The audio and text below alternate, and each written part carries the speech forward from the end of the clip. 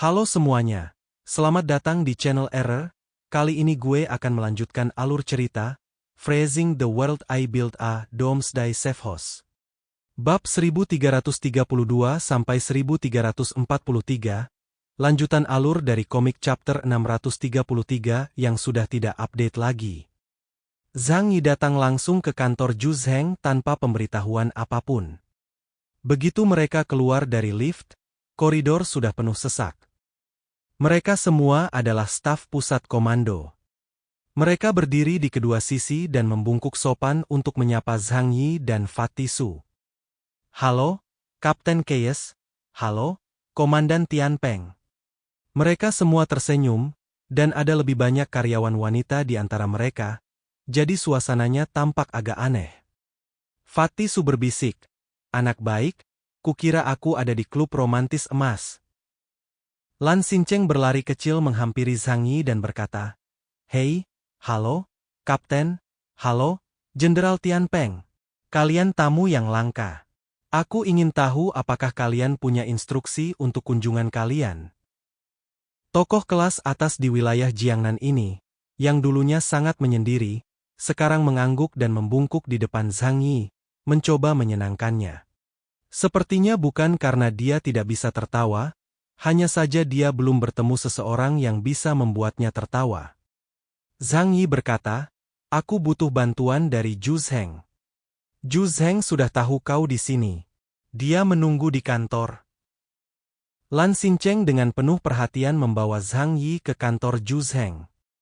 Begitu pintu dibuka, Zhu Zheng segera berdiri dari sofa, berjalan mendekat dan berjabat tangan dengan Zhang Yi. "Kaptenku tersayang, sudah lama sekali kau tidak ke kota Blizzard.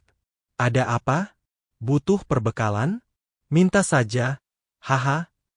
Wajah Zhu Zheng penuh dengan kebanggaan. Sejak Zhang Yi memberinya 7% cadangan mineral, masalah kekurangan energi di kota Blizzard telah terpecahkan secara efektif. Bahkan sejak saat itu, kota Blizzard memungkinkan pasangan muda untuk memiliki anak yang sehat.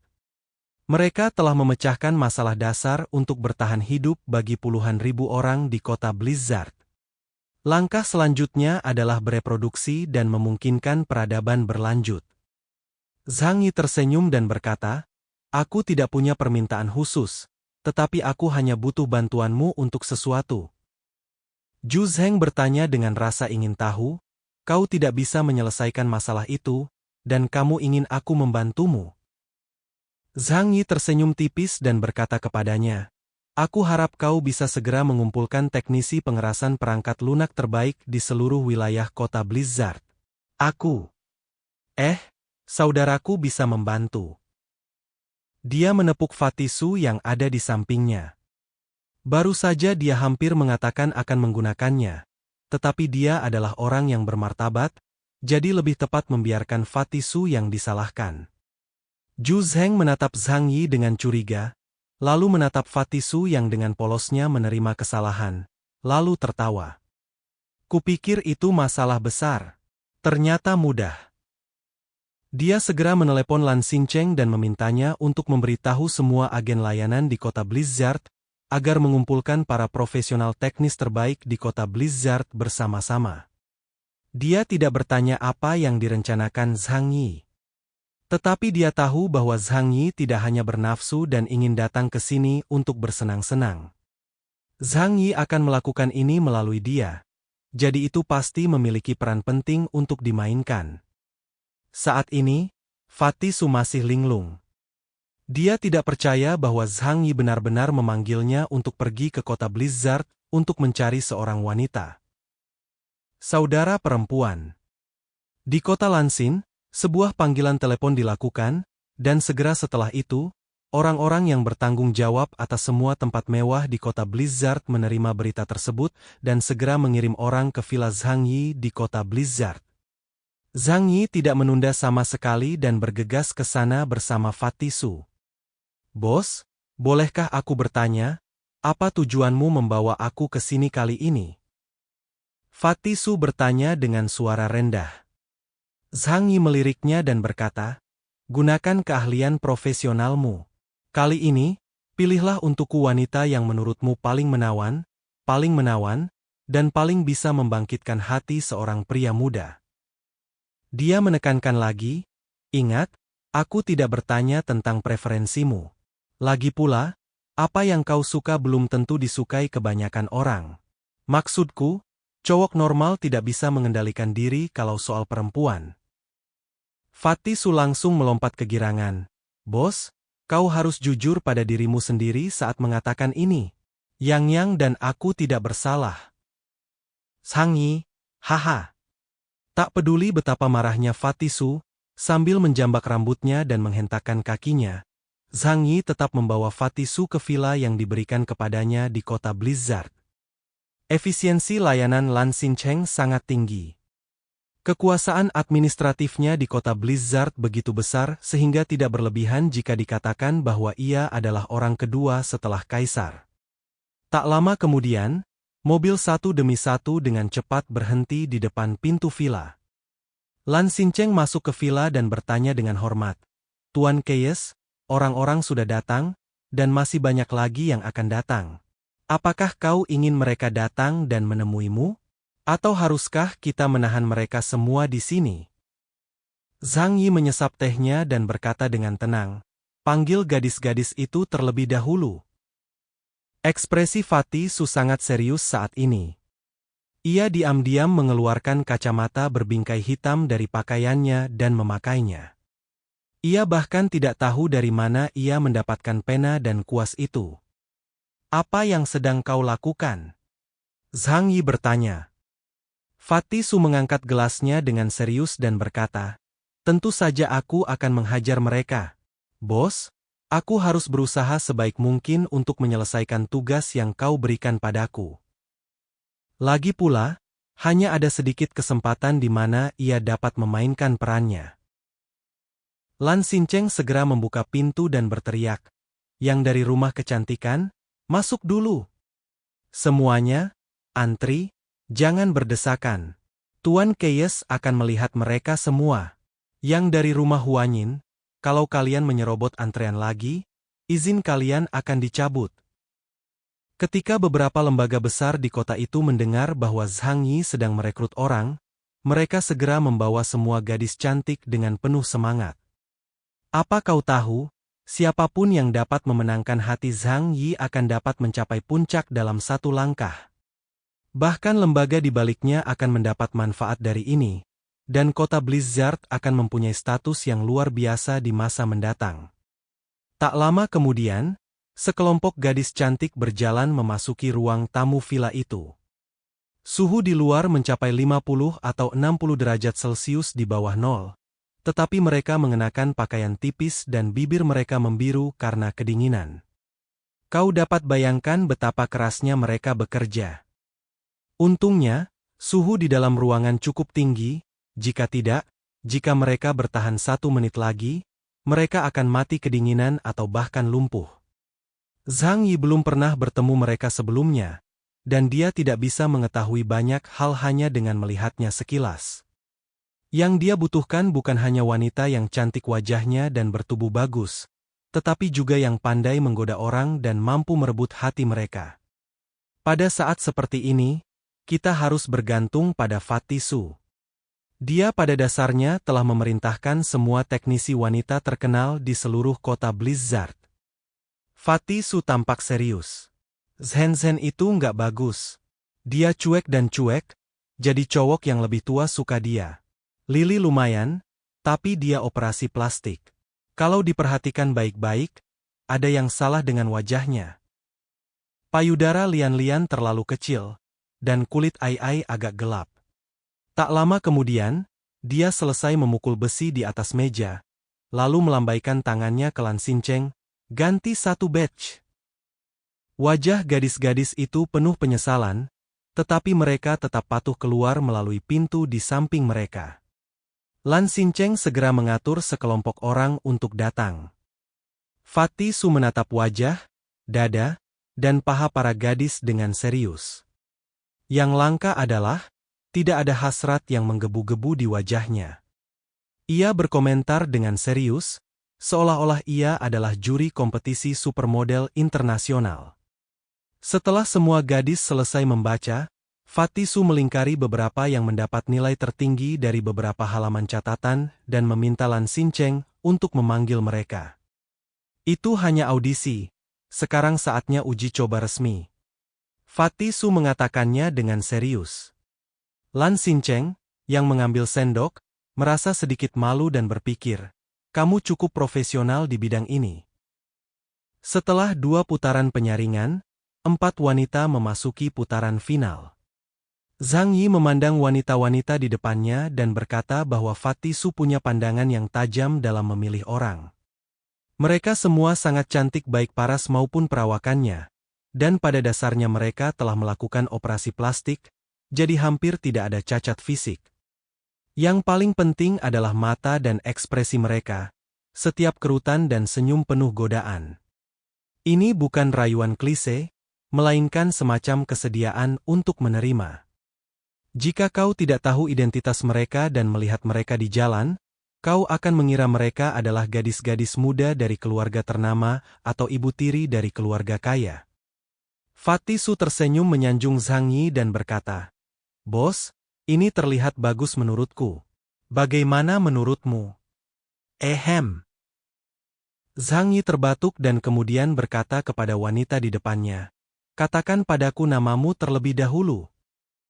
Beberapa gadis tersenyum dan mulai memperkenalkan diri dari kiri ke kanan.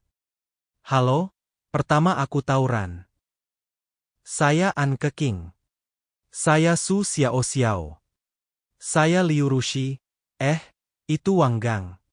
Ketika sampai pada wanita terakhir, namanya menjadi sedikit aneh. Zhang Yi dan Fatty Su keduanya tercengang. "Kau? Siapa namamu?" "Yang tadi." Wanita bernama Wang Gang itu tersenyum malu-malu, tampak menawan dan menarik. "Nama saya Wang Gang." Zhang Yi menghirup udara dingin. Wanita ini tampak lembut dan cantik, dengan paras dan bentuk tubuh yang menawan, tetapi namanya terlalu realistis. Liu Rushi buru-buru berkata, "Tuan Keyes, ini sepupu saya. Dia baru saja kembali dari studi lanjut di selatan beberapa tahun yang lalu." Zhang Yi tanpa sadar bertepuk tangan dengan keras. Hei. Nama ini langsung menarik perhatian orang-orang. Benar-benar unik." Saat dia mengatakan ini, dia melirik Fatty Su dengan pandangan aneh. "Ini juga hidanganmu? Oh." Dahi Fatty Su dipenuhi keringat.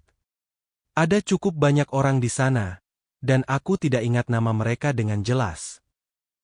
Zhang Yi memutar matanya dan berkata kepada mereka, "Wang Gang tetap di sini, yang lain keluar."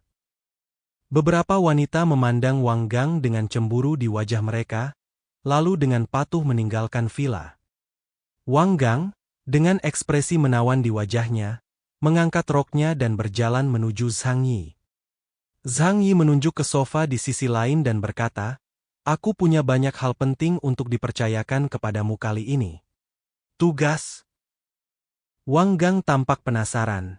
"Apakah ini yang sebenarnya? Atau kau suka bermain peran?" Ini sungguhan. Tapi kamu tidak bisa pakai nama Wang Gang lagi. Nama adikmu Liu Rushi, jadi mulai sekarang, namamu Liu Ruyan. Sangga Temple, Fajra Hall. Para kepala suku dari 4 keluarga besar berkumpul di depan meja panjang yang penuh dengan berbagai hidangan lezat, di antaranya makanan pokok yang tak tergantikan, dan tentu saja daging domba guling diletakkan di tengah meja. Hari sudah gelap, dan mereka berdiskusi hingga malam. Pada saat ini, keempat bersulang semuanya menikmati makanan lezat dengan mulut penuh. Ramin Oju relatif elegan dan tahu cara makan dengan pisau dan garpu. Namun, Paji Gesang tidak peduli dengan penampilannya. Ia menggunakan kedua tangannya untuk merobek siku raksasa itu dan memasukkannya ke dalam mulutnya. Ia sama sekali tidak peduli bahwa tubuhnya berlumuran noda minyak, dan wajahnya berkilauan karena minyak. Chef Luo dan menyajikan makanan kepada mereka dan mengangguk puas saat melihat cara mereka makan.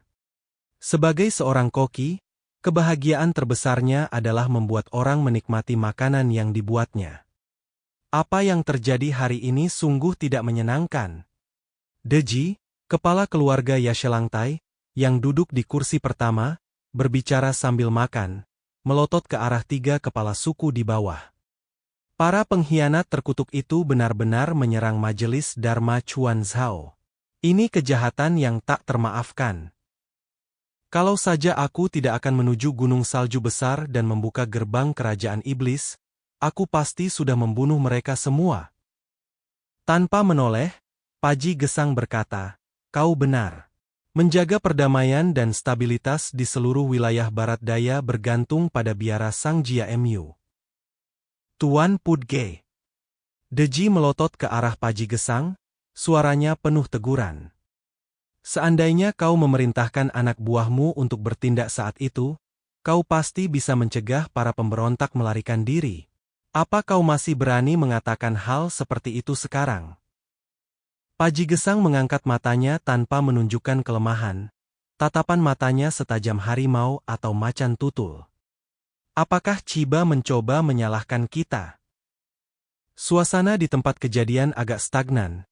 Dan Xia Zhajiachuo dan Lamin Ouzhu masih makan sendiri-sendiri. Mereka telah melihat pemandangan seperti itu berkali-kali. Di antara 4 keluarga besar, 2 keluarga mereka adalah yang paling lemah, sehingga mereka hanya bisa menyaksikan pertarungan antara 2 keluarga terdepan. Seringkali, mereka bersikap netral dan akan bekerja sama dengan siapapun yang lebih kuat. Deji berkata dengan wajah muram, "Masalah ini sudah selesai. Sekalipun seorang pemberontak lolos, itu tidak akan menggoyahkan kekuasaan kuil Sang Jia kita dan keempat kepala suku. Namun, ku harap kau mengerti bahwa apa yang akan terjadi selanjutnya adalah masalah hidup dan mati bagi seluruh dataran tinggi wilayah salju. Apapun jenis keterikatan yang kita miliki, kita tidak boleh saling menghalangi selama operasi di gunung salju besar." Paji Gesang berhenti mengunyah, dan Lamin Ouzhu serta Xia Zhajiachuo juga memandang Ki Deji.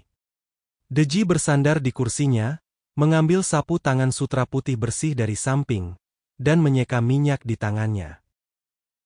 Kemudian ia memutar rosario di tangannya dan berkata pelan, "Sudah lebih dari 2000 tahun sejak Raja Gesar yang agung menindas kaum iblis. Hari kedatangan iblis yang diramalkan dalam legenda Raja Gesar akan segera tiba.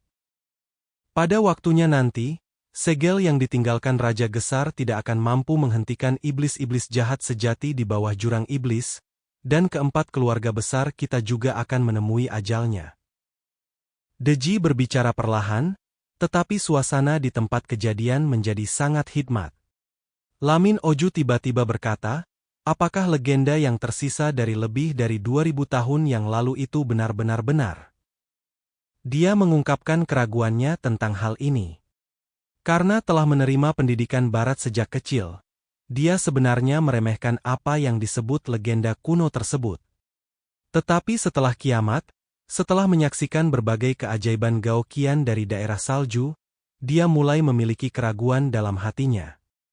Mungkinkah orang-orang kuno benar-benar meramalkan segala sesuatu yang terjadi saat ini lebih dari 2000 tahun yang lalu?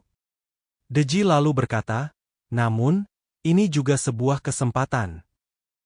Kita semua tahu tentang dunia luar.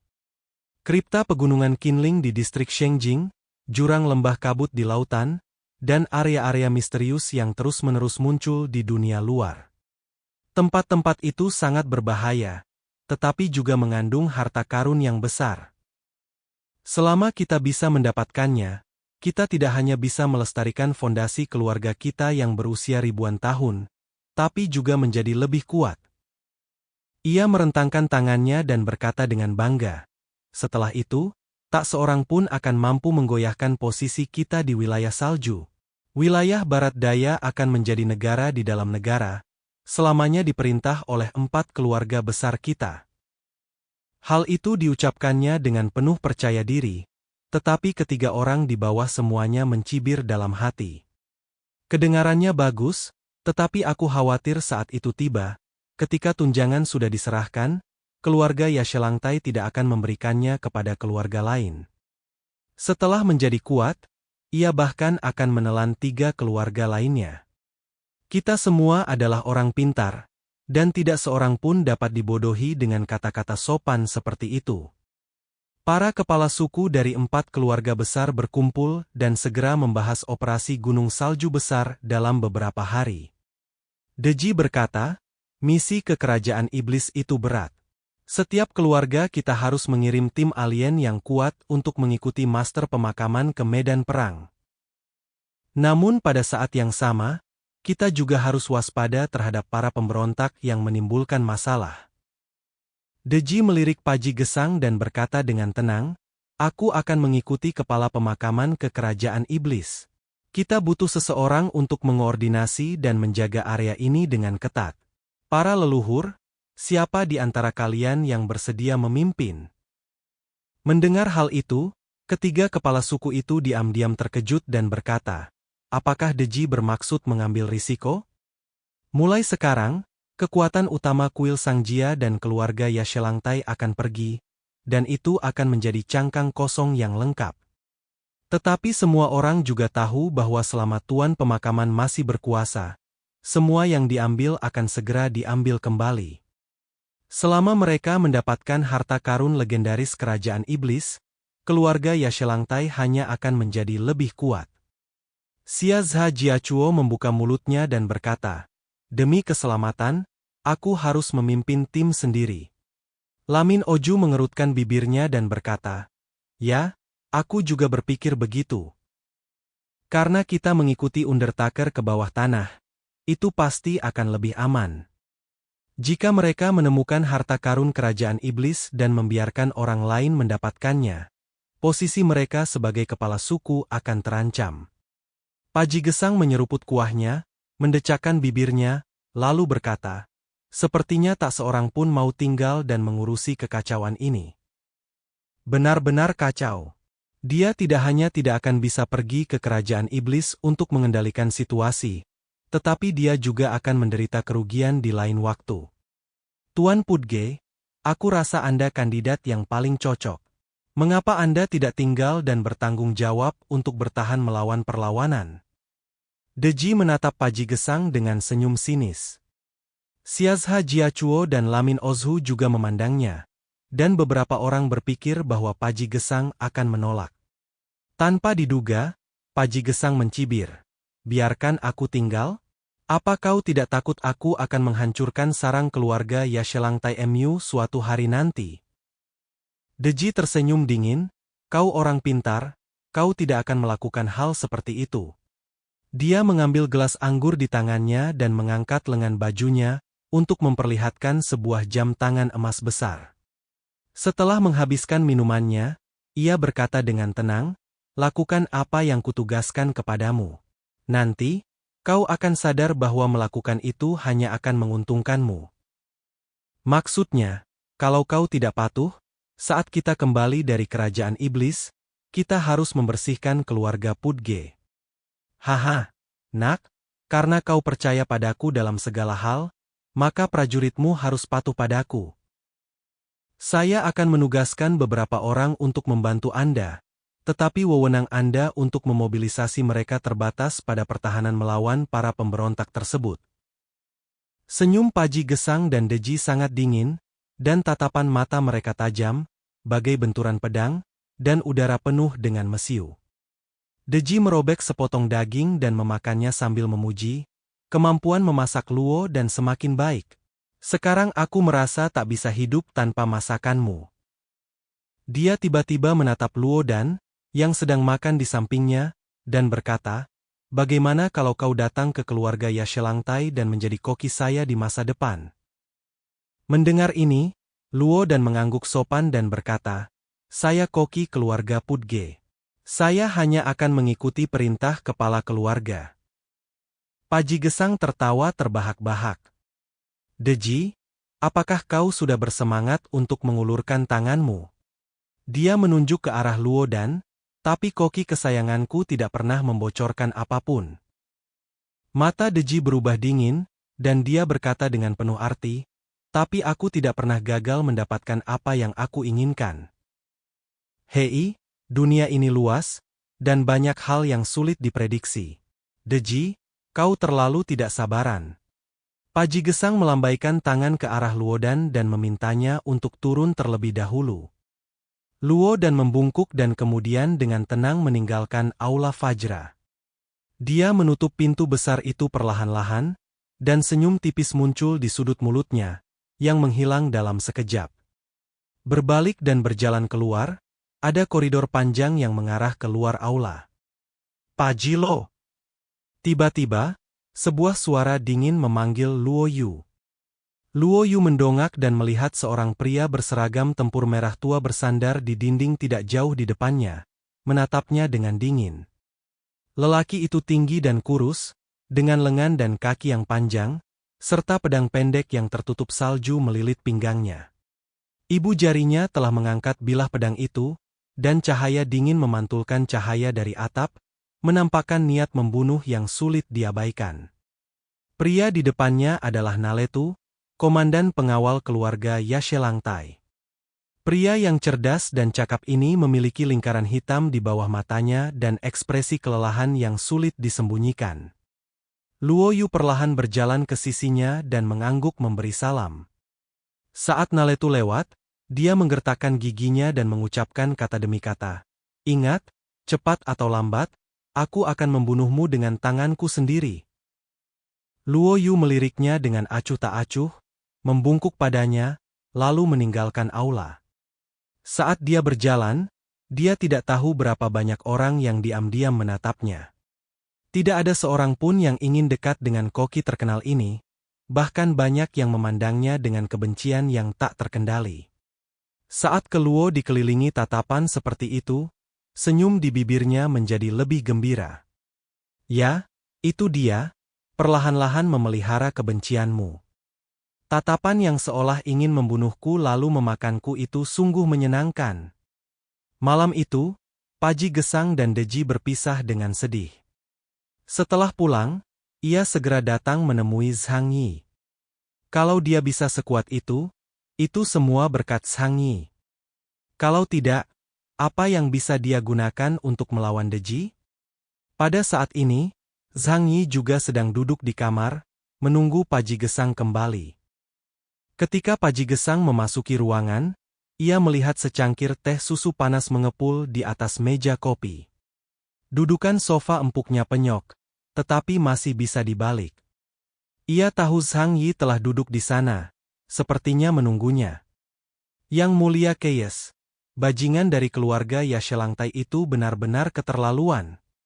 Begitu Paji Gesang tiba, dia mengeluh kepada Zhang Yi tentang bagaimana pihak lain telah menindasnya. Zhang Yi mendengarkan dalam diam, lalu tiba-tiba bertanya, apakah kau ingin membalas dendam pada mereka? Paji Gesang tertegun. Ya, tentu saja. Aku memimpikannya. Dia mengatakannya dengan tulus. Zhang Yi melambaikan tangan padanya dan berkata, kemarilah, aku butuh bantuanmu untuk melakukan sesuatu.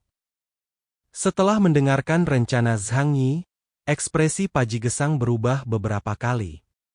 Apakah ini akan berhasil? Dia menunjukkan ketidakpercayanya.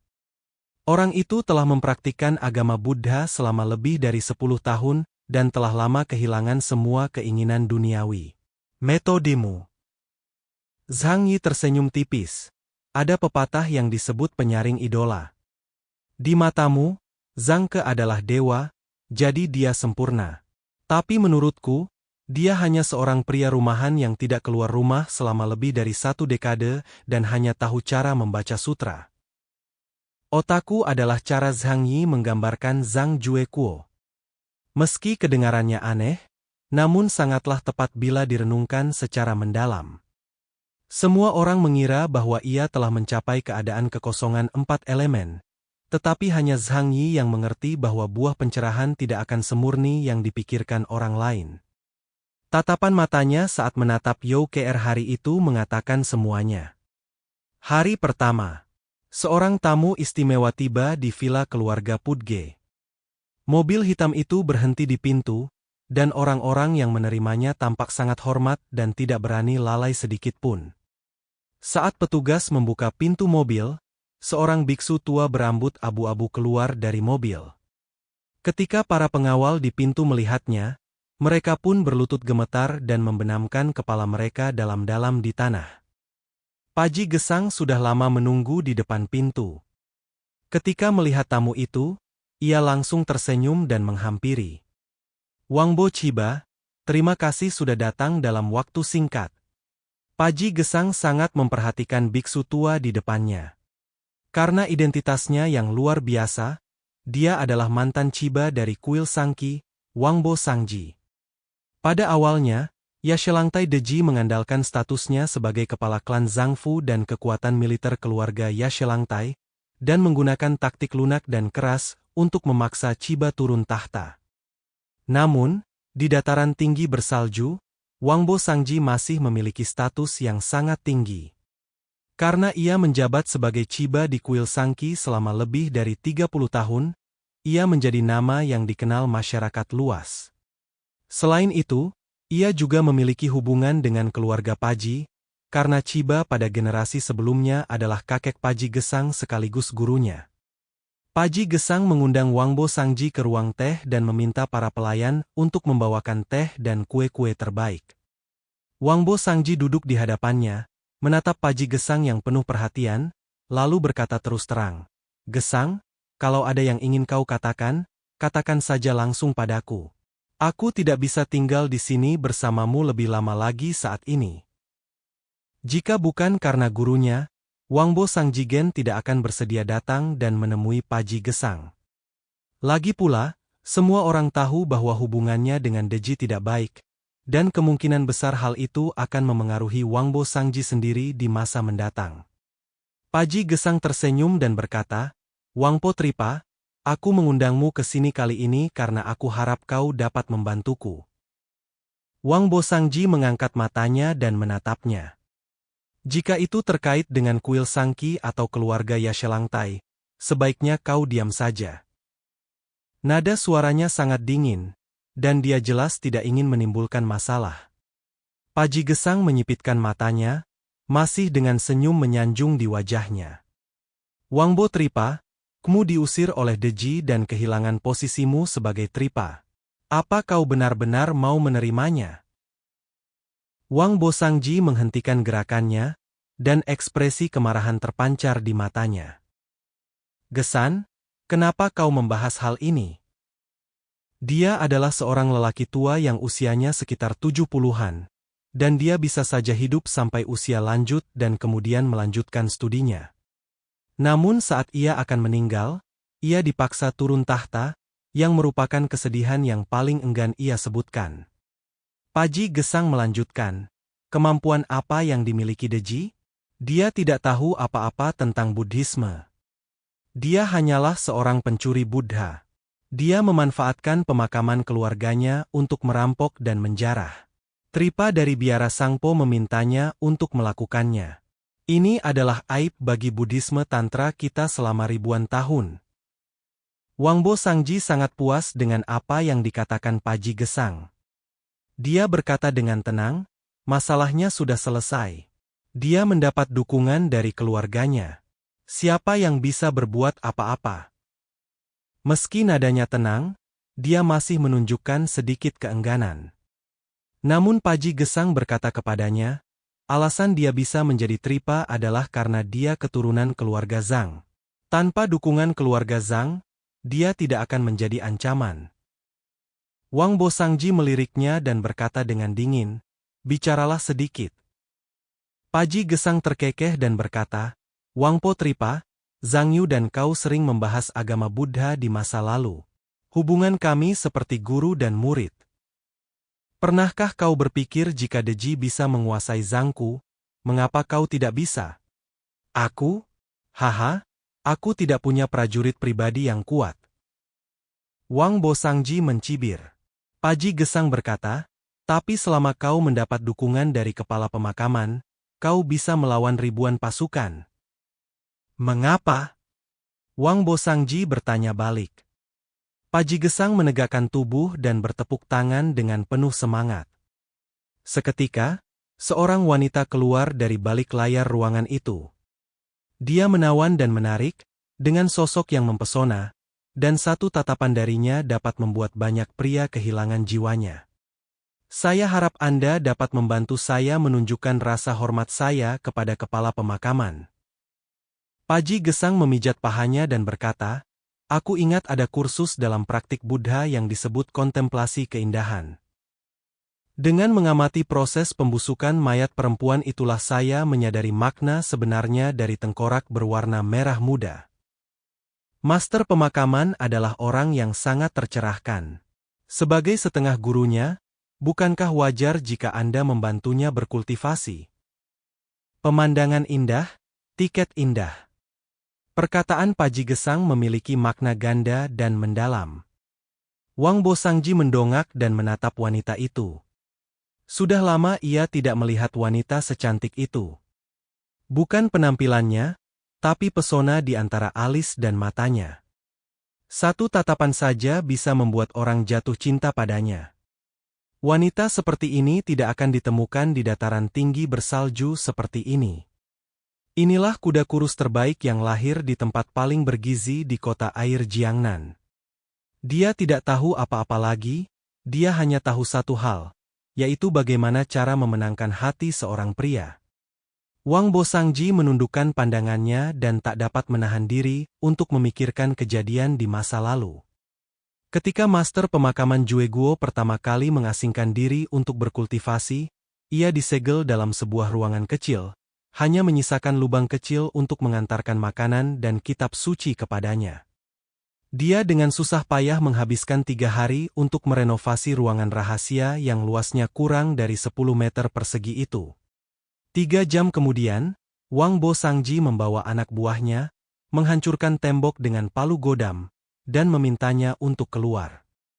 Namun semua orang mengira perbaikan yang dilakukan oleh kepala pemakaman telah berhasil, maka diadakanlah perayaan untuk merayakannya. Namun, selama upacara pemakaman, pembawa acara menatap kosong ke arah seorang ibu muda yang sedang menyusui anaknya. Sejak saat itu, Wang Bo Sangji tahu bahwa akar duniawi sang pengurus jenazah belum terputus.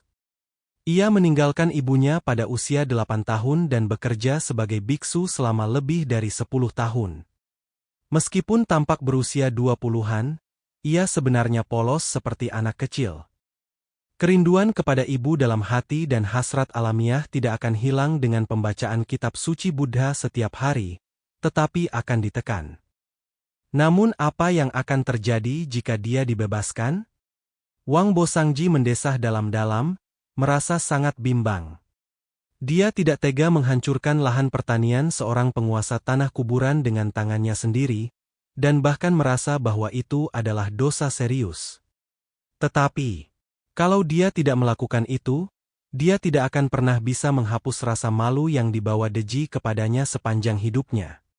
Setelah berpikir lama, Wang Bo Sangji mengangguk kepada wanita itu.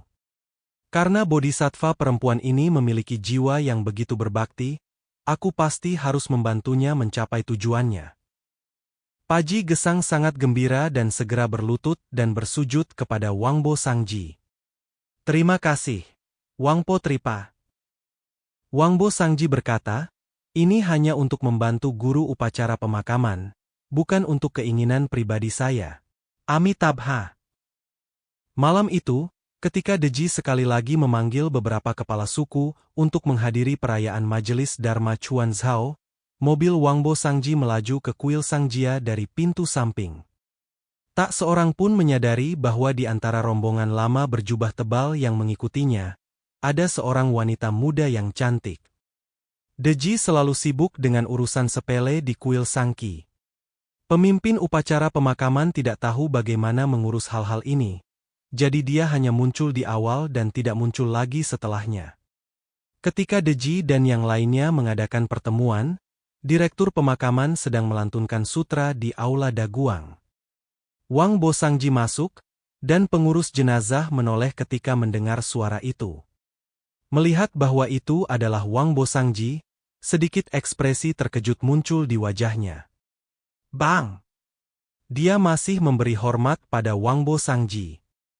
Wangbo Sangji menatap kepala pemakaman dengan penuh kasih sayang. Ayah, sudah lama kita tidak bertemu. Apakah ayah membuat kemajuan dalam praktik Buddha MU? Kepala pemakaman sedikit mengernyit. Muridku akhir-akhir ini terganggu oleh hal-hal eksternal, dan tidak dapat berkonsentrasi dalam menjalankan ajaran Buddha. Itulah sebabnya ada beberapa penundaan. Wangbo Sangji mengangguk. Itu benar. Baba, apa maksudnya ini? Tuan rumah pemakaman bertanya dengan heran. Sulit bagi saya untuk terganggu oleh hal-hal eksternal. Bagaimana hal itu dapat membantu saya menjalankan ajaran Buddha? Wangbo Sangji melantunkan nama Buddha. Amitabha, hati manusia fana harus ditempa. Kita harus mengalami berbagai dunia sebelum akhirnya mencapai pencerahan. Di masa lalu, Buddha Shakyamuni mengalami suka, duka, amarah, dan kebahagiaan dunia manusia, dan akhirnya mencapai pencerahan dan menjadi seorang biksu. Kalau mau lepas, kamu harus ambil dulu. Kalau belum mengalaminya, bagaimana bisa melihatnya? Sang pemimpin upacara pemakaman tiba-tiba menyadari dan membungkuk sambil menangkupkan kedua tangannya. Aku sudah belajar dari kesalahanku. Wangbo Sangji mengangguk puas.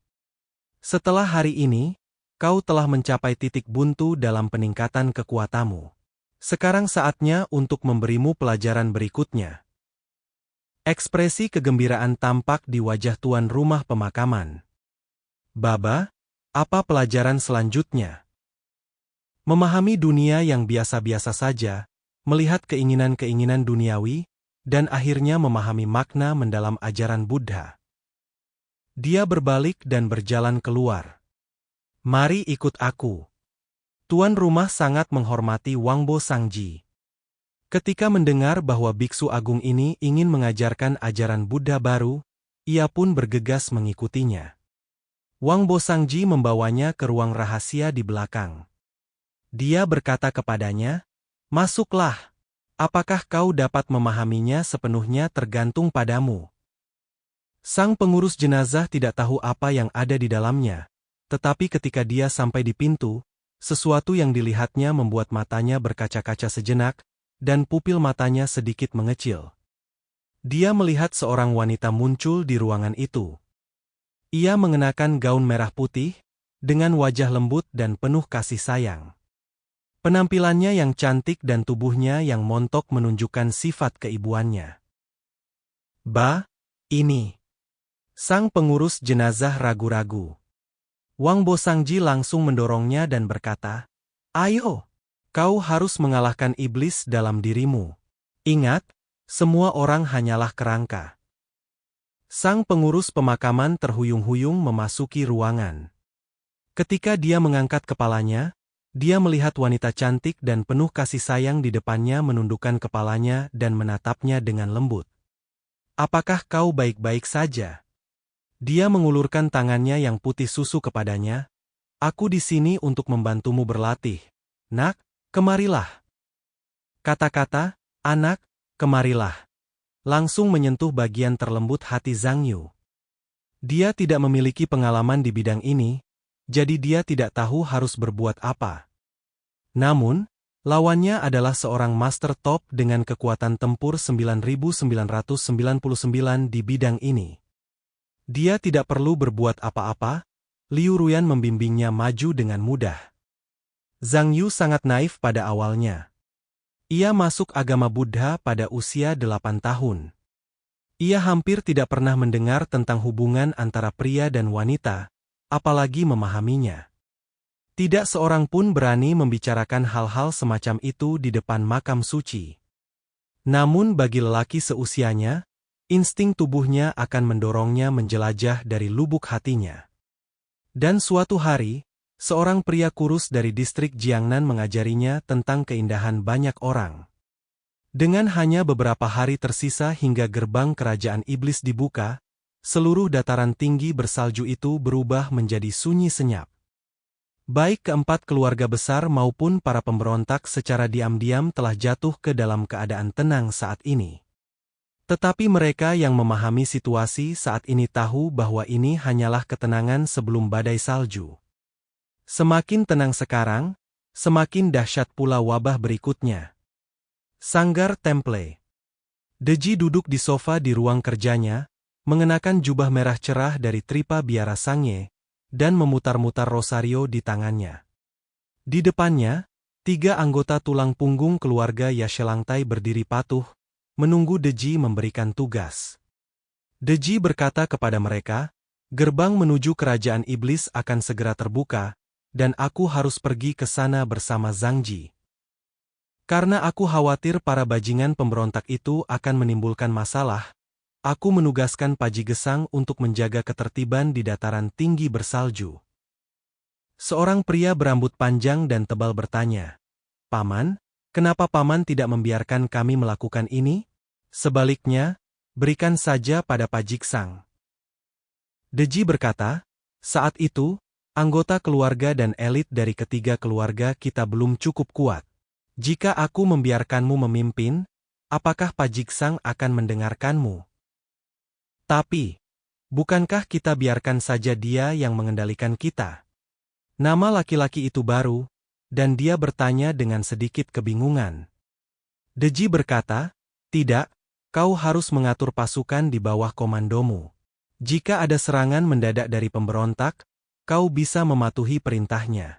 Kalau tidak, kau harus tetap di sini dan membela keluarga Yashelangtai." Deji memutar-mutar tasbih buddhanya dan berkata dengan tenang, "Paji Gesang tidak akan berani bertindak gegabah. Kau harus mengerti bahwa selama Zhang masih anggota suku Yashelangtai, keluarga Yashelangtai kitalah yang memegang kendali penuh atas dataran tinggi bersalju ini." Ketiga anggota tulang punggung itu mengangguk setuju dan mengikuti tugas Deji, dan meninggalkan tempat kejadian. Deji sekarang mengerti bahwa semua kekuatan utama di dataran tinggi Snowy siap bergerak. Tapi lalu kenapa? Dia sama sekali tidak mengkhawatirkan hal-hal itu. Bahkan jika keluarga Yashelangtai hancur setelah mereka pergi, itu hanya akan membuatnya marah. Setelah kematiannya, keluarga Yashelangtai tidak dapat lagi memerintah dataran tinggi bersalju itu. Satu-satunya hal yang perlu kita khawatirkan sekarang adalah apa yang terjadi setelah kita memasuki kerajaan iblis. Deji mengerutkan kening. Ada beberapa hal yang hanya Zhang Yu yang tahu, bahkan dia sendiri pun tidak tahu. Dimulai dari Raja Gesar yang heroik, setiap generasi leluhur akan mewarisi epos Raja Gesar, yang terukir dalam benak mereka sejak awal. Warisan semacam ini bukan untuk Raja Gesar sebarkan perbuatannya sendiri, tetapi berisi rahasia tentang kerajaan iblis. Deji mengerutkan kening. Ada beberapa hal yang hanya Zhang Yu yang tahu, bahkan dia sendiri pun tidak tahu. Dimulai dari Raja Gesar yang heroik, setiap generasi leluhur akan mewarisi epos Raja Gesar, yang terukir dalam benak mereka sejak awal. Warisan semacam ini bukan untuk Raja Gesar sebarkan perbuatannya sendiri, tetapi berisi rahasia tentang kerajaan iblis. Deji tidak tahu betapa berbahayanya kerajaan iblis, tetapi menurut ramalan kuno, setelah 1000 tahun transformasi Raja Gesar, kerajaan iblis, ancaman terhadap keselamatan negeri salju, akan musnah sepenuhnya.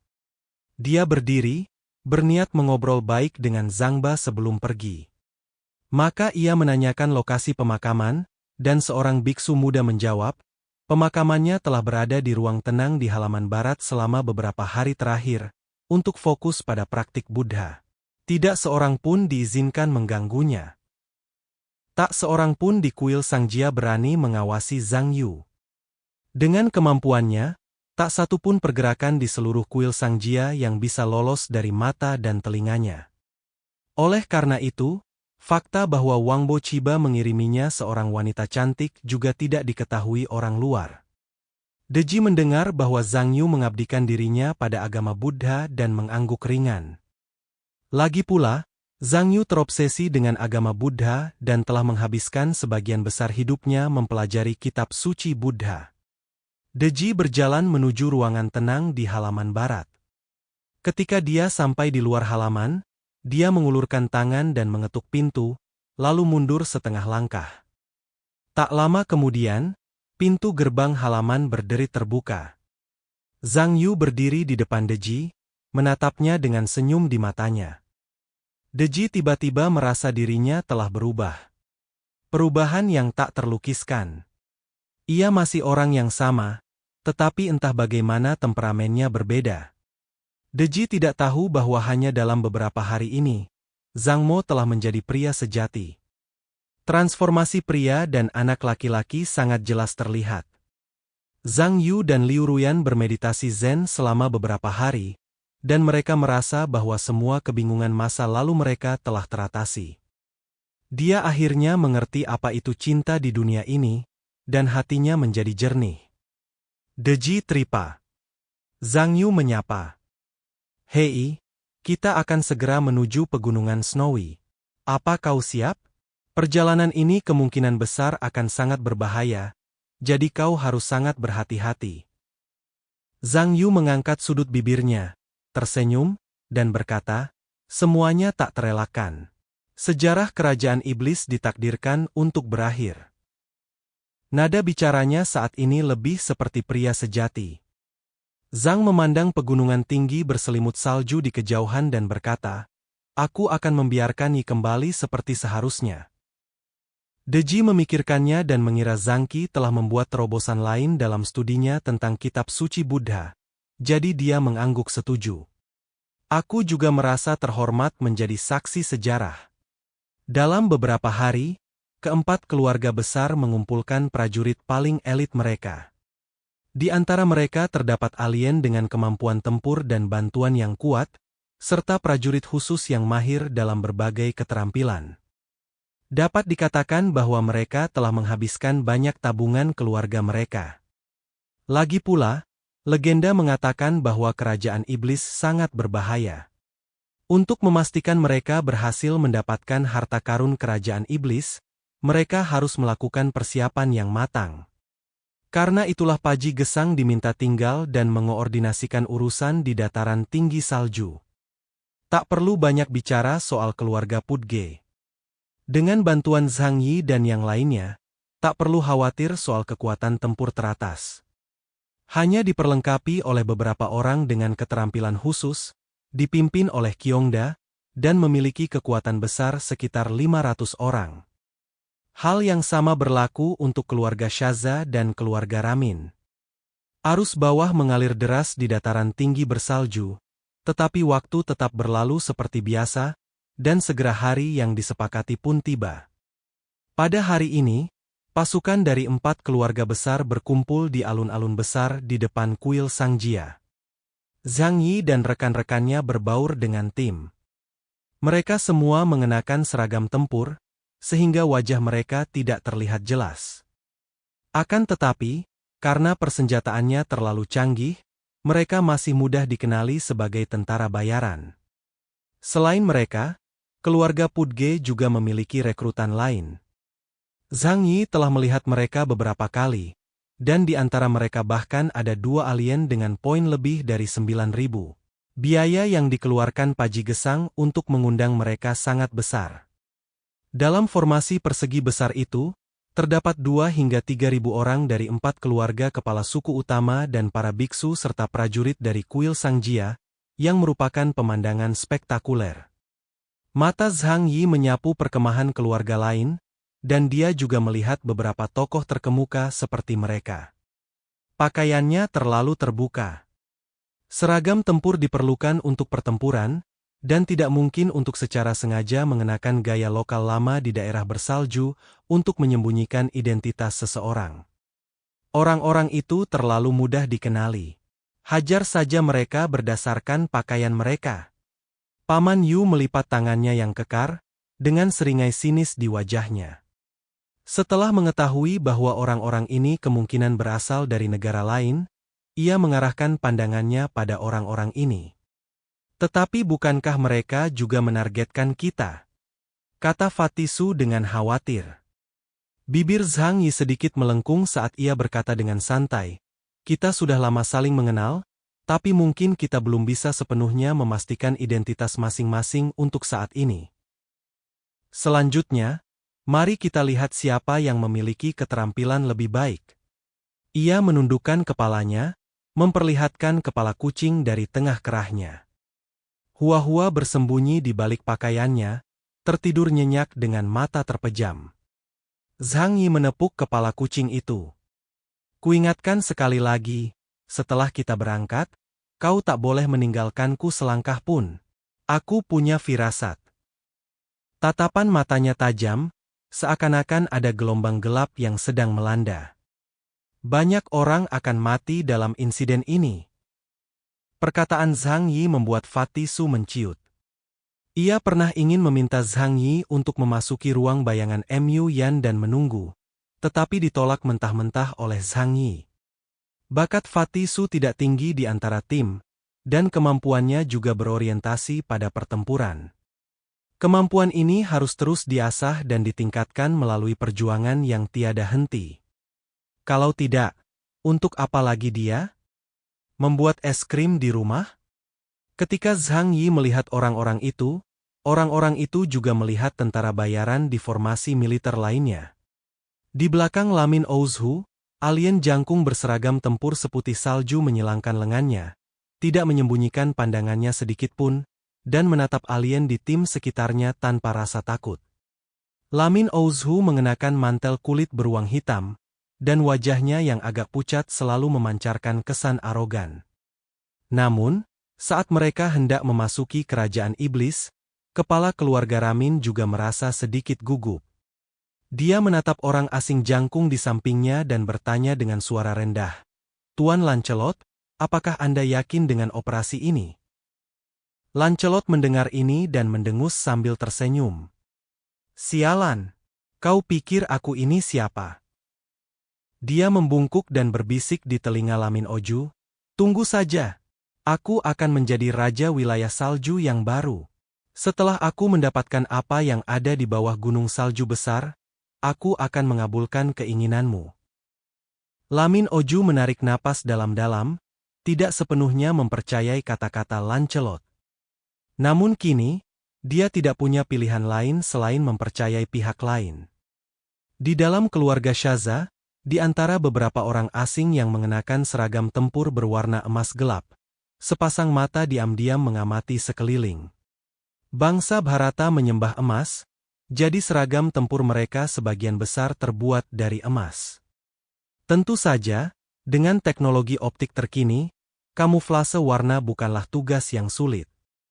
Jenis emas ini tidak akan memantulkan cahaya di salju, dan hanya dapat dilihat dengan jelas dari jarak dekat. Sepasang mata tertuju pada Zhang Yi dan yang lainnya di kejauhan, dengan sedikit waspada. Melihat ini, Xia Zha Jiachuo mendekat dan bertanya, "Ada apa? Apakah kau bertemu orang yang sulit?"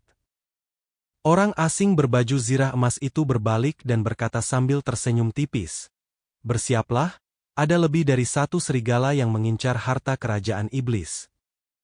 Mata Xia Zha Jiachuo sedikit meredup. Lebih banyak orang itu baik. Dengan lebih banyak orang, kita punya kesempatan untuk memancing di perairan yang bermasalah. Ia memandang ke arah kuil Sangjia yang tinggi dan megah. Pengurus pemakaman dan Deji telah datang mendahului mereka. Jika kita mencoba merampas harta karun dari biara Sangjia sendirian, itu seperti merampas makanan dari mulut harimau. Tapi sekarang ada seseorang yang mengganggu situasi ini, peluang kita menjadi lebih besar. Orang asing berbaju besi emas itu tersenyum dan berkata, "Bukankah kemungkinannya lebih besar?" Dia menahan senyumnya, matanya terfokus dan penuh percaya diri. "Tapi kita harus mendapatkan barang-barang itu dari kerajaan iblis." Di kamp pemberontak, Luo Zhuo, kondor gunung salju, memandang pegunungan di kejauhan. Pegunungan di hadapannya begitu sunyi, seakan mati, seolah tak ada yang bisa mengganggunya. Namun saat memikirkan apa yang akan terjadi selanjutnya, Luo Zhuo tak kuasa menahan diri untuk membuka mulutnya dan menghirup udara dingin. Setelah 2,5 tahun menunggu, akhirnya tiba saatnya untuk menyelesaikan masalah ini. Zuoma berjalan di samping Luozhuo dan menatapnya dengan khawatir. Ying, apa kau benar-benar akan pergi ke kerajaan iblis? Di sana terlalu berbahaya, dan kalau kau tidak di sini, kita mungkin tidak akan bisa melakukan apapun sendiri. Luozhuo telah memberi instruksi kepada mereka bahwa setelah semua penguasa dari negeri salju pergi ke kerajaan iblis, 4 keluarga kepala suku besar dan kuil Sangjia akan ditinggalkan kosong. Sekarang adalah saat yang buruk untuk menyerang. Namun, Zuoma tidak merasa tenang. Perlawanan mereka terlalu lemah. Jika mereka tidak mempertimbangkan Luozhuo, mereka tidak akan mampu melawan satu keluarga pun. Senyum misterius muncul di wajah Luozhuo. Apakah menurutmu kekuatan kita lemah? Mendengar ini, Zuoma tanpa sadar berbalik untuk melihat orang-orang tua, lemah, dan sakit di camp. 70% pemberontak sudah tua dan lemah, dan hanya 30% yang merupakan pejuang yang dapat digunakan. Luozhuo tersenyum dan berkata, "Jangan lupa, satu percikan api saja bisa memicu kebakaran padang rumput. Aku sudah menabur benih yang tak terhitung jumlahnya dalam 2,5 tahun terakhir, di 4 keluarga besar dan kuil Sangjia. Sekarang, api ini akan menyala terang." Zuoma terkejut dan bertanya, "Maksudmu petunjuk tersembunyi yang kau tanam?" Dialah satu-satunya yang mengetahui rencana rahasia Luozhuo. Orang-orang itu sudah lama tidak aktif, bahkan ada yang sejak awal menjadi anak buahnya, tetapi di masa lalu mereka tidak pernah menerima misi apapun. Karena Luozhuo memberitahu mereka bahwa mereka hanya akan muncul ketika perang skala penuh meletus. Sekalipun seorang kawan seperjuangan meninggal secara tragis di depan matamu, kau harus tetap acuh tak acuh. Luozhuo menyipitkan matanya dan merasa sangat bahagia. Semuanya, hanya untuk hari ini. Selama aku mencegah Jue dan para pemimpin mendapatkan harta kerajaan iblis, kita bisa meraih kemenangan terakhir. Dia mengeluarkan raungan panjang, dan 2 sayap emas besar di belakangnya terbentang dengan suara "teng", dan seluruh orang itu berubah menjadi burung rok bersayap emas besar dan terbang keluar dari pegunungan dan sungai. Setelah semua orang berkumpul, Deji berpura-pura meneriakkan beberapa patah kata, yang sebenarnya hanya formalitas, meminta semua orang untuk mematuhi Zhang Yu dan perintahnya setelah memasuki kerajaan iblis. Lalu, tentara pun berangkat. Paji Gesang tinggal untuk menjaga rumah, tetapi dengan adanya Zhang Yi, tidak masalah apakah dia pergi atau tidak. Dia berkata kepada Zhang Yi, "Aku serahkan tim ini padamu. Mereka semua bersedia berkorban selama diperlukan. Jangan menunjukkan belas kasihan." Zhang Yi menghela napas. "Meskipun aku merasa bersalah, aku tidak punya pilihan selain melakukan ini demi kebaikan bersama." Tim tersebut berangkat dalam prosesi yang megah, menuju gunung salju besar. Meskipun Paji Gesang tidak mau memasuki kerajaan iblis bawah tanah, ia tetap menemani Zhang Yi dan yang lainnya ke gunung salju besar. Ketika Zhang Yi datang ke sini untuk pertama kalinya, dia menggunakan metode asli dan melakukan perjalanan melalui ruang angkasa untuk menemukan tempat itu. Namun, akan sulit bagi orang biasa untuk menemukan tempat itu tanpa bimbingan 4 kepala suku besar. Karena pintu masuknya sangat tersembunyi dan jalan bawah tanahnya berliku-liku dan rumit. Kali ini, Zhang Yi mengikuti kelompok utama dan membutuhkan waktu puluhan menit untuk mencapai pintu masuk bawah tanah. Tempat itu masih terasa familiar, dengan pintu batu biru besar dan seluruh ruang terbuka di depannya yang telah berubah menjadi genangan darah. Bau busuk membuat semua orang mengerutkan kening. Baunya bukan sekedar bau darah, tetapi campuran bau busuk. Seorang lama dari biara Sangjia keluar, mengangkat tangannya dan melepaskan sejumlah besar api, dan tak lama kemudian panas yang membakar itu menguapkan genangan darah. Deji adalah orang pertama yang melangkah maju, diikuti oleh 3 kepala suku lainnya. Mereka masing-masing mengambil lempengan batu dan memasukkannya ke dalam alur tersembunyi di pintu batu biru. Ini mungkin kunci yang disebutkan Paji Gesang. Zhang Yi bergumam pada dirinya sendiri. Dia teringat apa yang telah dilakukan oleh master pemakaman terhadap gerbang Kingxi saat terakhir kali dia datang ke sini dan mengerahkan mereka berlima. Sepertinya untuk membuka pintu ini, selain memiliki kunci, kau juga membutuhkan kekuatan yang cukup untuk melakukannya. Jelas bahwa sulit bagi pengurus pemakaman untuk melakukannya sendiri. Suara yang sinsin datang dari saluran komunikasi. Mendengar ini, Zhang Yi tak kuasa menahan diri untuk berkata, pintu batu ini sepertinya adalah segel yang sangat membatasi kekuatan supernatural. Karena kita tidak bisa menembusnya sendiri, maka kekuatan di balik pintu ini pasti juga tidak bisa. Tetapi pada saat ini, Yang Sinsin mengatakan sesuatu yang mengerikan. Mungkin orang yang membangun gerbang batu biru ini ribuan tahun yang lalu sengaja menetapkan persyaratan ketat untuk membukanya, untuk mencegah generasi mendatang melebih-lebihkan kemampuan mereka dan memaksa gerbang batu itu terbuka. Dengan kata lain, hanya mereka yang memiliki kekuatan yang cukup untuk membuka gerbang batu yang dapat melawan kekuatan iblis di baliknya. Tapi sekarang, penguasa dunia bawah juga mengandalkan kekuatanmu untuk mencapai ini. Kata-kata yang Sinsin menunjukkan inti permasalahan. Kekuatan di balik gerbang batu pastilah mengerikan. Bahkan Raja Gesar yang heroik ribuan tahun lalu hanya bisa menggunakan gerbang batu untuk memisahkan dua dunia, tetapi tidak mampu menghancurkan kerajaan iblis sepenuhnya.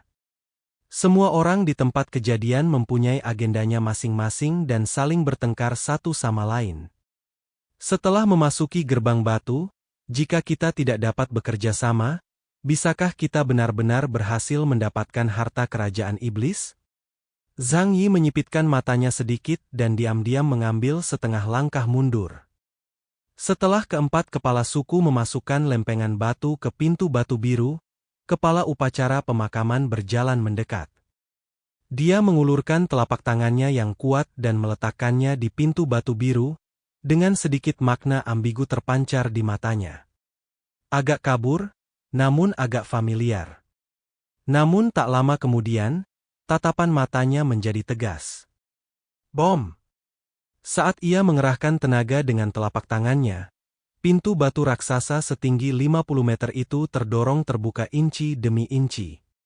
Tak lama kemudian, celah pun terbuka.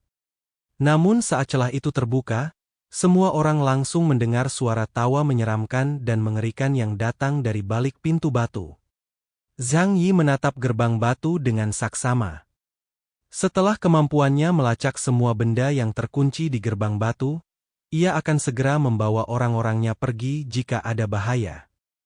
Gemerincing, terdengar suara seperti air pasang, dan air pasang itu tampak membawa banyak sekali kerikil.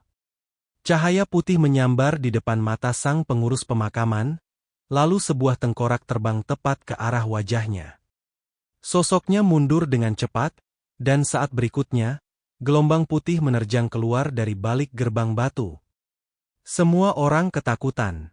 Lebih dari 2.000 orang kesulitan mundur di ruang sesempit itu, dan banyak dari mereka langsung tersapu gelombang putih. Zhang Yi bersembunyi di belakang seseorang dan menghindar tepat waktu sehingga dia tidak terpengaruh. Namun tak lama kemudian, mereka melihat dengan jelas apa gelombang putih itu. Ternyata itu tumpukan tulang putih. Tulang-tulang berhamburan keluar dari balik gerbang batu, dan segera menumpuk seperti gunung di depan gerbang. Deji berkata kepada orang banyak, "Jangan panik. Tulang-tulang dan darah di depan kalian ini hanyalah peninggalan Raja Gesar dan Guru Padmasambhava yang datang untuk menyegel para iblis." Dengan bantuan Zhang Yi dan Yang Sinsin, aku sebelumnya telah mencari materi sejarah di dataran tinggi Snowy. Guru Padmasambhava juga merupakan seorang guru besar Buddhisme Tantra. Ia dan Raja Gesar bersama-sama menggulingkan kerajaan iblis. Deji Chiba, apakah kau mengatakan ini adalah benda tersegel? Seorang pria dari kerumunan berbicara perlahan. Dia adalah tentara bayaran dari keluarga Xiazha. Deji menatapnya perlahan, dan untuk menenangkan semua orang, dia mulai menjelaskan. Pintu ini disebut gerbang kehancuran abadi. Setelah Raja Gesar mengalahkan kerajaan iblis, mereka melarikan diri ke jurang iblis di bawah tanah. Konon, kekuatan manusia iblis berasal dari jurang iblis. Mereka harus berkorban kepada jurang iblis setiap hari untuk mempertahankan kekuatan mereka. Dan itulah juga tujuan akhir mereka. Raja Gesar dan Guru Padmasambhava pernah mencoba menyerang jurang iblis, tetapi lingkungan di sana sangat keras dan tidak cocok untuk bertahan hidup bagi orang biasa. Pasukan mereka tidak mampu beradaptasi dengan iklim dan air segera setelah mereka masuk. Akhirnya, Raja Gesar, atas nasihat Guru Padmasambhava, membangun gerbang kehancuran abadi ini dan meramalkan bahwa suatu hari nanti siapapun yang membuka gerbang ini akan mampu menyelesaikan bencana kerajaan iblis sepenuhnya. Dia menunjuk tumpukan tulang di depannya. Di dalam pintu ini, daging dan darah 100.000 iblis dan prajurit yang gugur menyatu. Tubuh mereka bertumpuk di balik pintu, dan sebuah penghalang dipasang bersama mayat hidup untuk mencegah iblis muncul kembali. Baru pada saat itulah semua orang mengetahui asal-usul tulang-tulang tersebut. 100.000 orang hanyalah jumlah yang sedikit dalam buku sejarah. Tetapi jika kau melihatnya dengan mata kepala sendiri, dampaknya sangat besar. Semuanya, ayo pergi. Ingat, kerajaan iblis sangat berbahaya.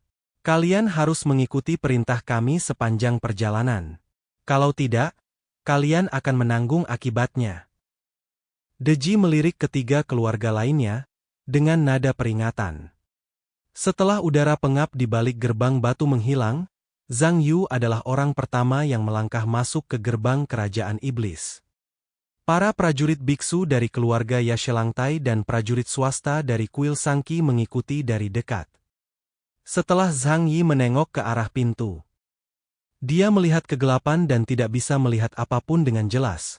Tetapi ada suasana yang suram dan menakutkan, seolah-olah sepasang mata sedang menatap semua orang dalam kegelapan, membuat orang merasa kedinginan. Keluarga lainnya saling memandang dan kemudian melakukan hal yang sama. Dengan Zhang Bo yang memimpin, mereka merasa jauh lebih tenang. Paji Gesang berpamitan kepada Zhang Yi dan pergi.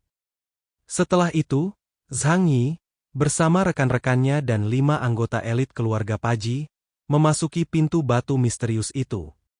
Semua orang bersenjata lengkap dan mengenakan seragam tempur. Zhang Yi memiliki kemampuan melacak segalanya, jadi dia tidak perlu khawatir diserang secara tiba-tiba. Namun setelah memasuki gerbang batu, Zhang Yi tak kuasa menahan diri untuk tidak terkejut dengan dunia di depannya. Menabrak. Setelah Fatisu keluar, ia hampir tak bisa berdiri diam. Jika Paman Yu tidak membantunya tepat waktu, ia pasti sudah jatuh ke tanah. Bukan karena dia akan jatuh ke tanah, tetapi karena setelah mereka berjalan keluar dari pintu batu, mereka menemukan bahwa di balik pintu itu ada gunung tengkorak yang sangat besar. Tumpukan tulang-tulang berserakan membentuk gunung. Gerbang batu berada di tengah gunung. Mereka bisa melihat tulang-tulang berserakan di mana-mana dan akan jatuh ke dalam lubang jika tidak hati-hati. Namun ini bukanlah hal yang paling menakutkan. Zhang Yi berjalan perlahan menaiki gunung tulang, menatap ke kejauhan, hatinya dipenuhi keterkejutan yang tak terlukiskan. Semua orang mengikuti dan melihat segala sesuatu dari titik pandang yang tinggi, dan mereka juga terkejut. Karena di luar gunung, ada lautan tak berujung. Itu berdarah, sangat bau, dan memancarkan bau kematian yang kuat. Zhang Yi baru saja tahu dari mana asal air berdarah yang pertama kali dilihatnya. Lautan darah itu begitu besar, sehingga ujungnya tidak dapat terlihat sekilas. Ada miasma ungu yang menyelimuti lautan darah. Mengerikan dan sangat beracun. Jika seseorang tidak mengenakan seragam tempur, ia akan mati jika menghirup aura ini. Lebih dari 2.000 orang berjalan keluar dari gerbang batu, hanya untuk menjumpai pemandangan seperti itu secara tak terduga. Namun mereka tidak siap. Di pihak keluarga Yashelangtai, seorang prajurit segera membuka ransel di belakangnya, mengeluarkan bola kulit, dan kemudian dengan cepat mengubahnya menjadi kayak di lautan darah. Tak lama kemudian, puluhan kayak muncul di pantai. Mereka naik ke kayak dan berlayar menuju sisi seberang. Perusahaan lain juga telah melakukan persiapan. Karena sungai bawah tanah rawan muncul, maka penyiapan alat tersebut bukan tanpa alasan. Kyongda datang dan mengajak Zhang Yi untuk pergi bermain kayak bersama mereka. Zhang Yi memikirkannya dan tidak menolak. Meskipun dia bisa terbang, dia tidak ingin terlalu mencolok saat ini. Mereka berempat, bersama kucing itu, naik kayak bersama Kyongda, dan dua tentara bertanggung jawab untuk mendayung. Ratusan kayak mendayung maju perlahan-lahan. Tidak seorang pun tahu apa yang akan terjadi di sini, jadi tidak seorang pun berani berlari terlalu cepat.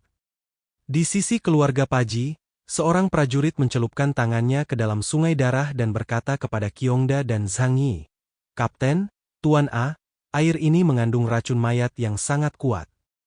Tidak ada makhluk hidup yang bisa bertahan hidup di dalamnya." Prajurit ini adalah mutan yang dapat mengendalikan racun, jadi dia tidak khawatir akan rusak oleh racun. Kyongda mengangguk. Bagus. Lautan darah ini sangat luas. Kalau tiba-tiba ada monster yang muncul dan menyerang kita, pasti akan merepotkan. Meskipun ia mengenakan seragam tempur, jelas mustahil baginya untuk berenang menyeberangi lautan darah yang tak berujung. Begitu kayaknya hancur, pada dasarnya mereka celaka. Tepat saat Kyongda terdiam, sebuah teriakan tiba-tiba terdengar dari tidak jauh. Ah! Mata Zhang Yi, Kyongda dan yang lainnya menyipit dan mereka segera melihat ke arah asal suara itu. Saya melihat seorang prajurit menunjuk ke kejauhan dengan ekspresi panik di wajahnya. Ada sesuatu. Semua orang melihat ke arah yang ditunjuknya, dan tiba-tiba, di lautan darah, ada sesuatu yang naik dan turun. Tak lama kemudian, teriakan yang sama terdengar dari tempat lain. Ada seseorang di dalam air. Ada beberapa di sini juga. Bersiap untuk pertempuran. Para prajurit datang ke sini dengan tekad untuk mati.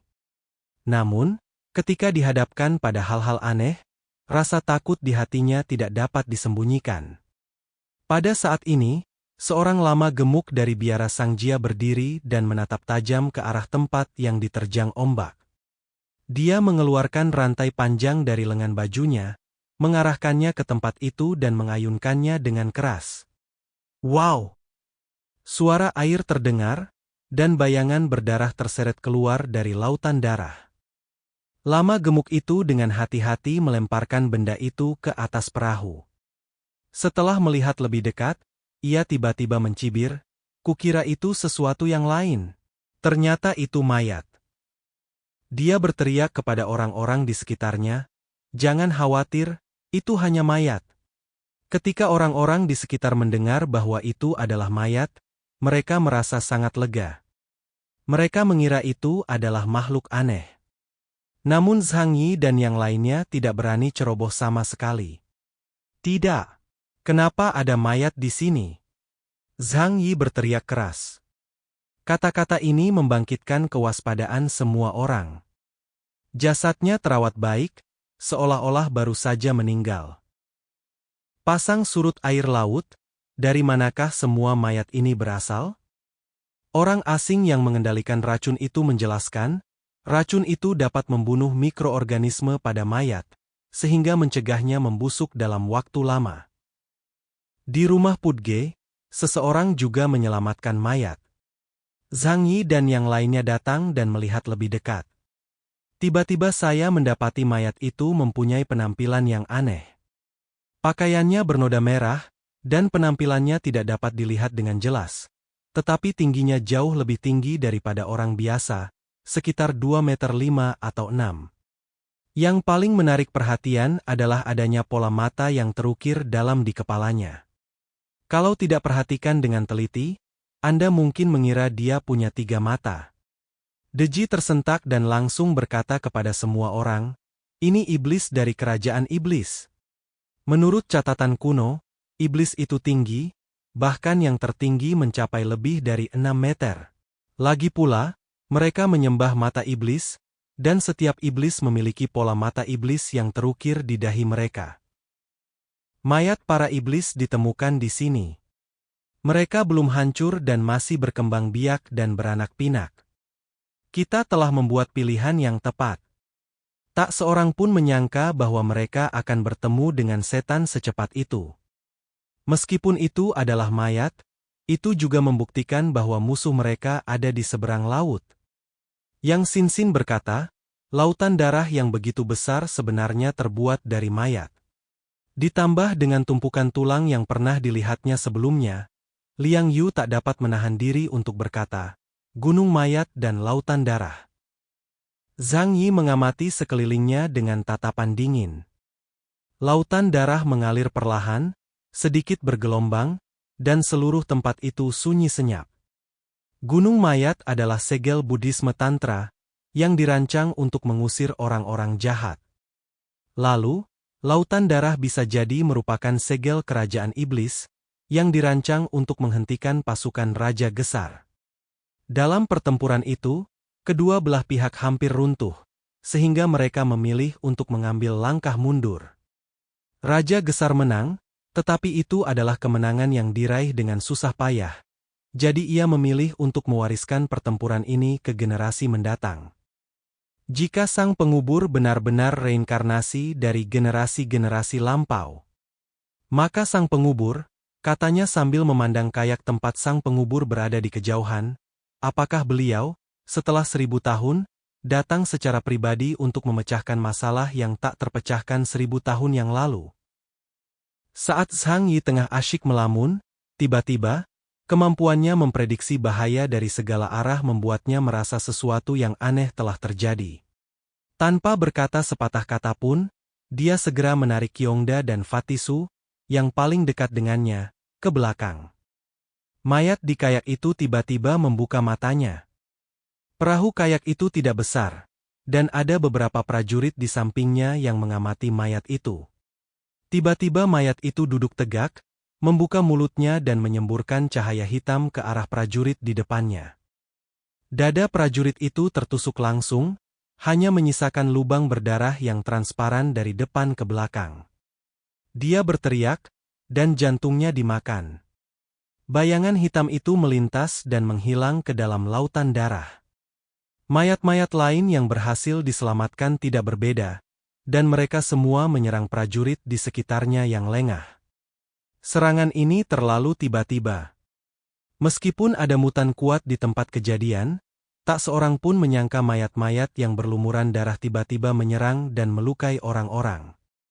Seketika, lebih dari selusin tentara menerima kotak makan siang.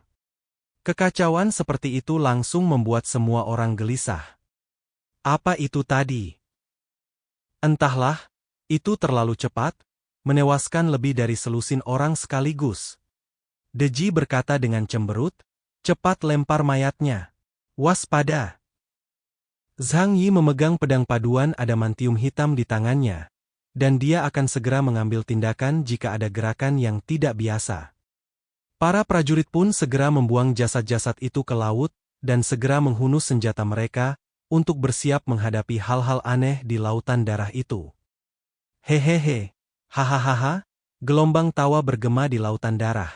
Seperti tangisan hantu, sangat menyeramkan. Lautan darah yang tenang tiba-tiba mulai bergelora dengan ombak, lalu berubah menjadi gelombang yang bergejolak, menerjang armada.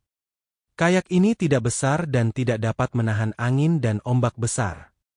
Begitu badai itu meledak, sebagian besar orang di tempat kejadian akan menderita.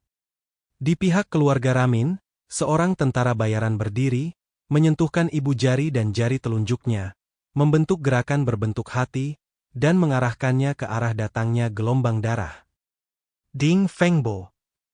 Di bawah dorongannya, lautan darah di depannya juga bergulung, dan gelombang besar melonjak dan menghantam gelombang di sisi lain.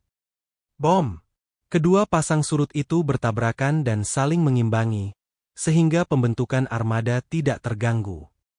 Namun, Saat ombak berangsur-angsur mereda, mayat-mayat berlumuran darah bermunculan satu demi satu dari lautan darah.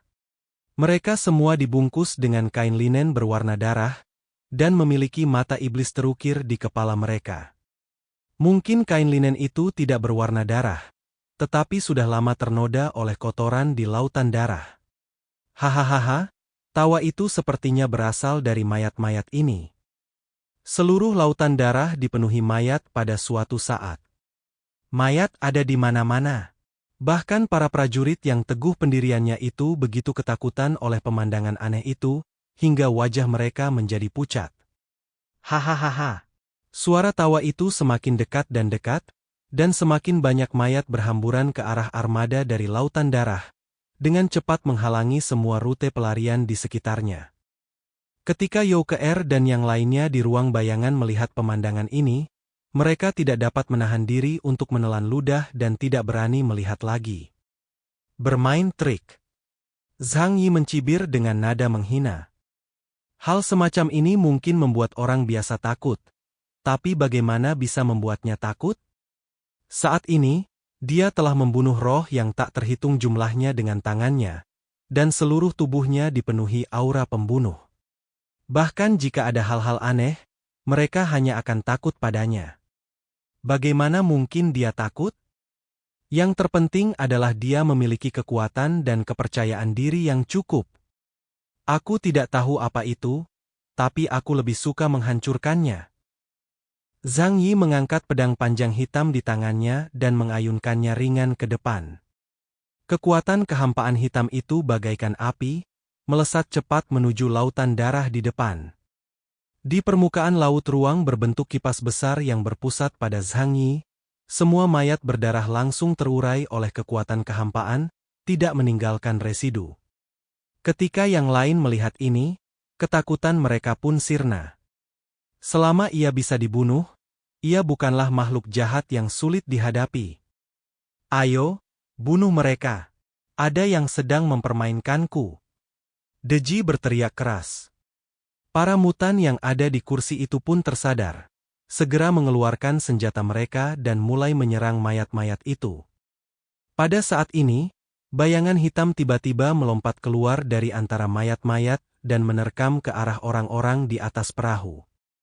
Mereka yang sebelumnya tidak waspada dan membiarkan kesempatan itu dimanfaatkan, kini perhatian semua orang tertuju padanya, dan mereka langsung bisa melihat dengan jelas apa itu. Mereka adalah cacing berwarna darah, tubuh mereka panjang dan kurus, dan kepala mereka setajam kerucut.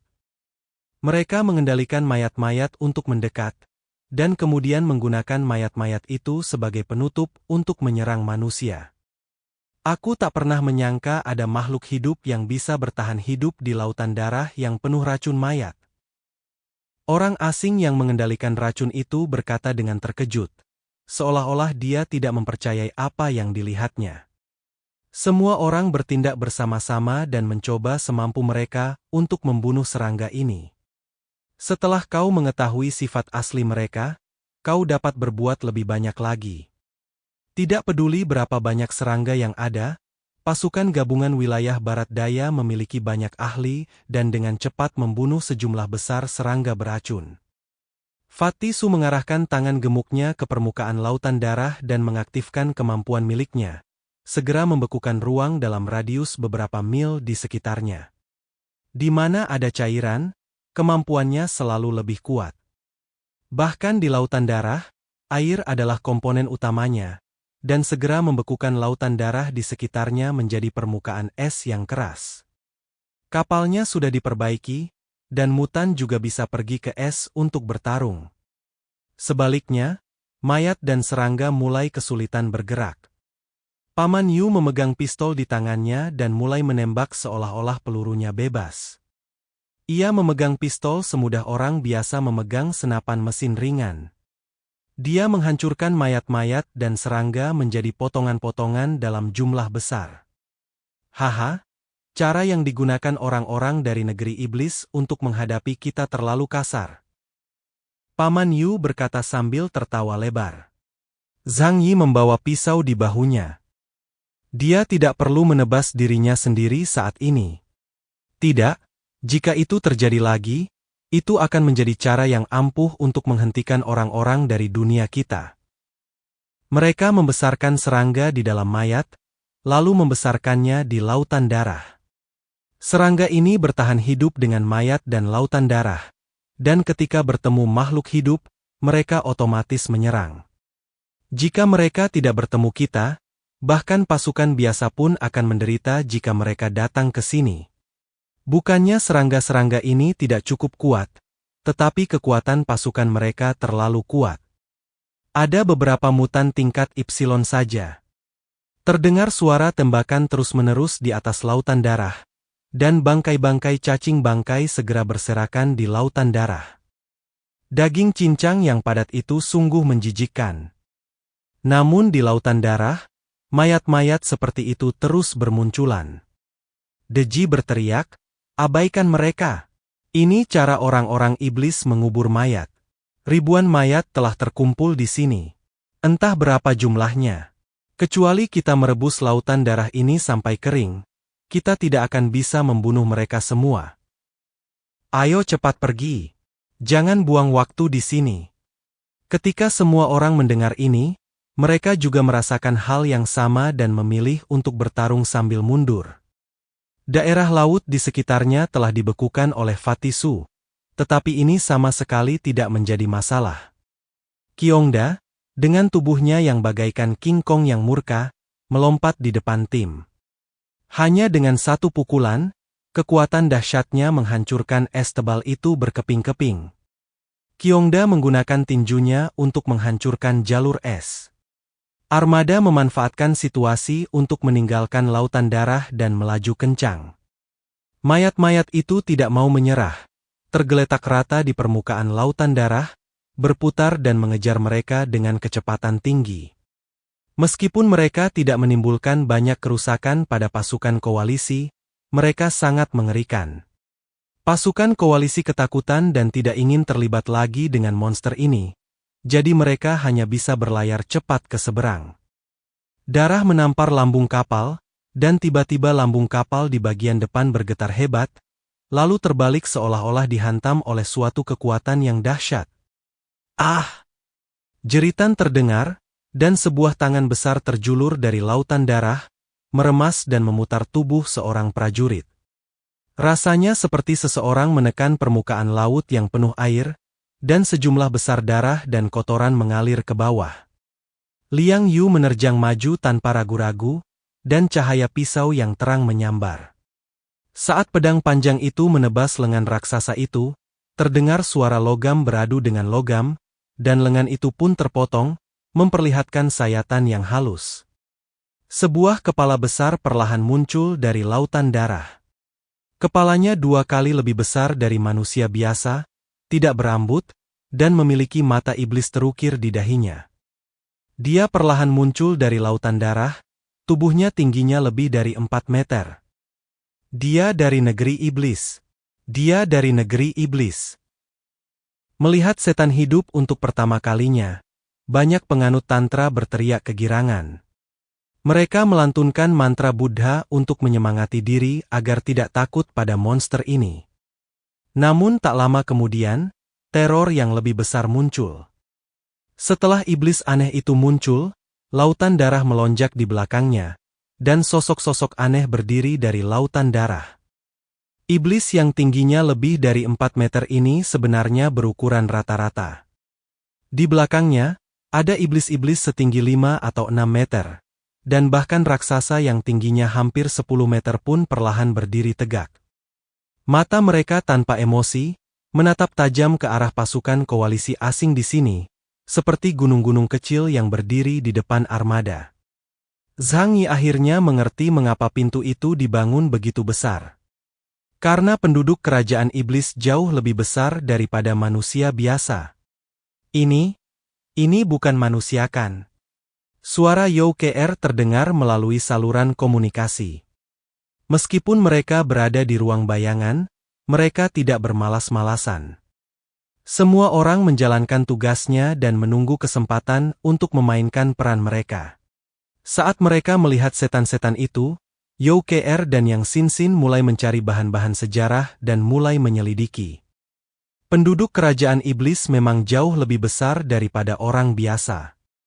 Ada catatan dalam sejarah periode Prakin bahwa seorang jenderal gerilya melakukan ekspedisi ke Quanrong dan memburu raksasa setinggi 5 meter. Kurasa mereka manusia, tapi mereka telah mengalami mutasi. Dan mayat-mayat ini sudah lama terendam di lautan darah. Jadi wajar saja kalau ukuran mereka bertambah. Kelihatannya malah lebih mengerikan. Pada zaman dahulu, kerajaan Huasu dihuni oleh banyak orang dan peristiwa aneh. Ada yang terlahir dengan pupil mata ganda, ada yang lengannya melebihi lutut, dan ada pula yang tulang rusuknya terhubung berjajar. Pada zaman dahulu, hal ini dipercaya sebagai pertanda seseorang yang luar biasa dan akan meraih prestasi yang luar biasa di masa mendatang. Barangkali orang-orang ini adalah orang-orang yang bangun pagi, sehingga mampu meraih prestasi-prestasi yang tidak mungkin diraih oleh orang lain. Amitabha.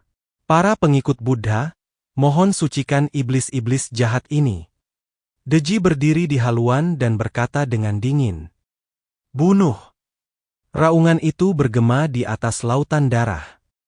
Mereka datang ke sini untuk menaklukkan kerajaan iblis. Sekarang musuh sudah di depan mata mereka pasti tidak akan takut bertarung. Mati demi melindungi iman, seseorang dapat naik ke surga barat setelah kematian. Karena itu, semua orang maju tanpa rasa takut dan melawan para raksasa ini. Kepala pemakaman, Zhang Yi dan yang lainnya tidak mengambil tindakan apapun. Meskipun iblis-iblis mengerikan ini terlihat menakutkan, mereka tidak memiliki kekuatan setingkat Ipsilon. Jika kerajaan iblis benar-benar seperti bawah tanah pegunungan Qinling, pasti ada orang kuat setingkat Ipsilon. Mereka perlu menyimpan energinya dan menunggu saat kritis tiba. Di pihak keluarga Pudge, masih Fatisu yang mengambil langkah pertama dan membekukan lautan darah. Jika tidak, sebagian besar prajurit tidak akan mampu bertempur di air laut. Qiongda memerintahkan prajuritnya dan melancarkan serangan dengan berkoordinasi bersama orang-orang iblis yang terorganisasi dengan baik. Di antara orang-orang ini, penampilan Liang Yu adalah yang paling memukau. Bom! Seorang iblis yang tingginya 7 atau 8 meter mengayunkan lengannya yang panjang dan menghantamkannya ke arah prajurit di depannya seperti cambuk. Raut wajah beberapa prajurit berubah dan mereka nyaris menghindar. Es di bawah mereka langsung hancur berkeping-keping, dan serpihan es berdarah beterbangan kemana-mana. Kekuatan iblis-iblis ini terlalu besar. Bahkan orang biasa yang mengenakan seragam tempur pun tak mampu menahan kekuatan mereka. Namun setelah mereka perhatikan lebih teliti, ternyata setan-setan itu hanya berukuran besar saja, tetapi tidak mempunyai kemampuan khusus apapun. Jadi pada saat ini, tibalah kesempatan Liang Yu untuk menunjukkan kemampuannya. Dalam pertarungan jarak dekat, dia adalah salah satu yang terbaik di seluruh koalisi. Kecuali beberapa Ipsilon, tak ada yang bisa menandinginya. Dia berlari cepat di atas es di bawah kakinya hancur, badai berlalu, dan dia pun melayang ke udara. Seorang raksasa menoleh dan hanya disambut oleh tatapan tajam Liang Yu. Ki biru melilit tubuh Liang Yu, dan dengan ayunan panjang, langsung memotong setengah kepala raksasa itu. Iblis bermata tertutup itu memandang sekeliling dengan ragu-ragu. Kekuatan hidupnya tampak luar biasa kuat. Bahkan setelah kepalanya dipenggal, ia berjuang 2 kali karena energi saraf tubuhnya, dan akhirnya jatuh ke es. Paman Yu juga tampil prima. Dia mengenakan rangka luar mecha yang telah disesuaikan oleh Lu Keran untuknya. Rangka luarnya beberapa kali lebih berat daripada yang lain karena dilengkapi dengan banyak senjata berat. Paman Yu saat ini mengenakan baju besi hitam, memegang meriam gatling di masing-masing tangan, dan meriam bahu kaliber kecil di bahunya, dengan liar menghujani para raksasa dengan tembakan. Meskipun tubuh iblis itu sekuat baja. Namun, dengan kemajuan senjata termal pada masa itu, baja yang paling keras sekalipun akan meleleh akibat tembakan artileri. Ketiga raksasa yang berlari menuju rumah Pudge ditembak berkeping-keping oleh senjata Paman Yu, dan banyak darah mengalir keluar seperti air terjun. Fatty Su yang awalnya sedikit takut, kini menjadi bangga. Kupikir setan-setan ini sangat kuat, tapi ternyata mereka sangat lemah. Paman Yu, sekarang giliranku. Fatty Su menarik napas dalam-dalam, dan tatapan serius muncul di matanya. Rambutnya berkibar tertiup angin, suhu di sekelilingnya turun drastis, sejumlah besar air laut melonjak ke atas, dan berubah menjadi paku-paku es tajam di sekelilingnya. Ayo! Fatty Su mengayunkan tangannya dengan ganas, dan langit penuh paku es menusuk para raksasa. Tubuh banyak raksasa tertusuk, dan paku-paku es besar berwarna merah darah membuat mereka tampak seperti landak. Fatty Su sangat gembira. Di mana ada air, kemampuannya akan meningkat pesat. Tak lama kemudian, iblis-iblis raksasa yang menyerang pasukan koalisi pun terbunuh berkeping-keping. Semangat pasukan koalisi sedang tinggi. Mereka tak pernah menyangka serangan ini akan semulus ini. Semua orang tampak santai. Apa?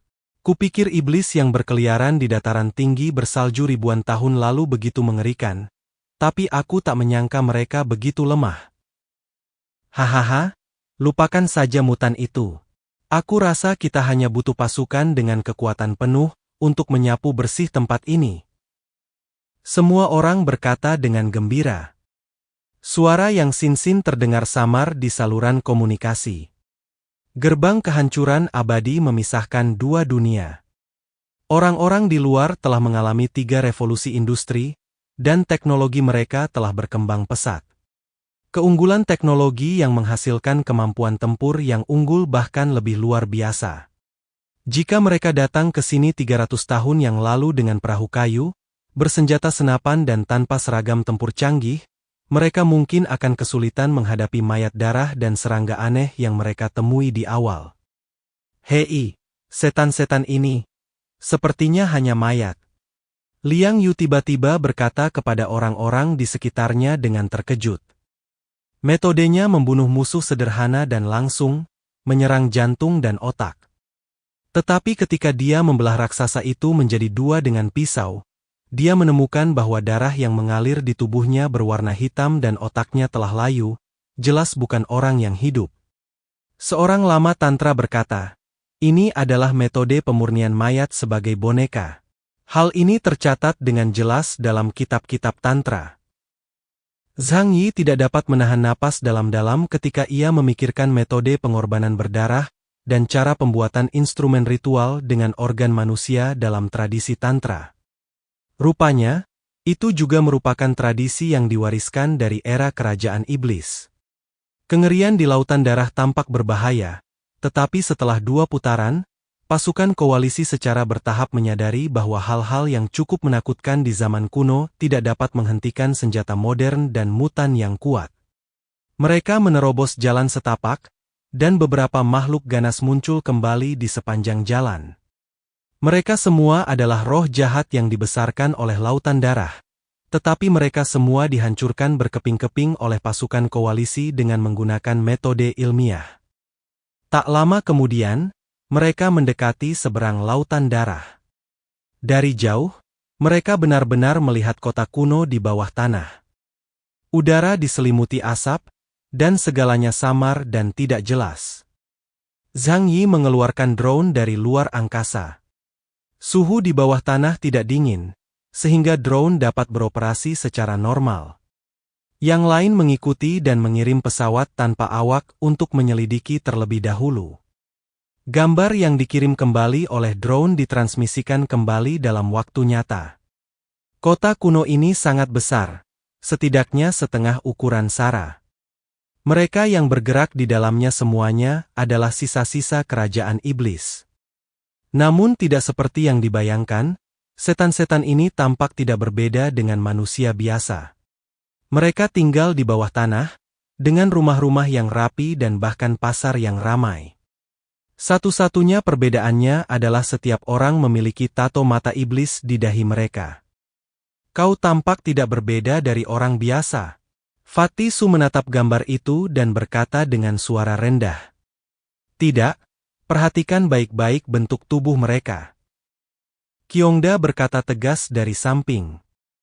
Mendengar ini, Zhang Yi segera mengambil parameter dan menganalisis tinggi iblis itu. Data yang ditampilkan dalam hasil tersebut sungguh mengejutkan. Rata-rata tinggi badan orang dewasa sekitar 3 meter. Dan bahkan anak-anak yang setengah dewasa pun lebih tinggi satu kepala daripada Fatih Su. Di pihak Deji, ada saluran komunikasi terpisah dengan kepala keluarga masing-masing. Ia mengingatkan semua orang, mereka semua adalah imigran berdosa. Keberadaan mereka akan selalu menjadi ancaman terbesar bagi Tantra. Jangan beri mereka belas kasihan. Para penyembah berhala dan keturunan iblis ini harus dibasmi. Ribuan tahun yang lalu, pertumpahan darah yang dilakukan oleh kerajaan iblis di dataran tinggi bersalju begitu mengerikan, sehingga hanya dengan membaca catatan sejarah saja dapat membuat orang bergidik. Jadi Deji tidak akan menunjukkan belas kasihan. Mereka pada dasarnya adalah mesin pembunuh yang kejam. Kali ini, mereka bahkan tidak akan melepaskan anak-anak dari kerajaan iblis, dan bahkan anjing yang lewat akan ditampar 2 kali.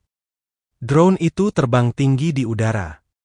Teknologi kerajaan iblis sangat terbelakang. Mereka bahkan menggunakan lembu dan kuda untuk menarik kereta ketika bepergian, dan rumah mereka terbuat dari batu yang sangat sederhana. Tampaknya teknologi mereka tidak berkembang sama sekali dalam 1000 tahun terakhir. Agar tidak terdeteksi, drone itu berada ribuan meter di atas tanah kota. Bahkan dengan teknologi negeri iblis, drone itu tidak dapat terdeteksi sama sekali. Bos, mengapa aku merasa ada sesuatu yang salah?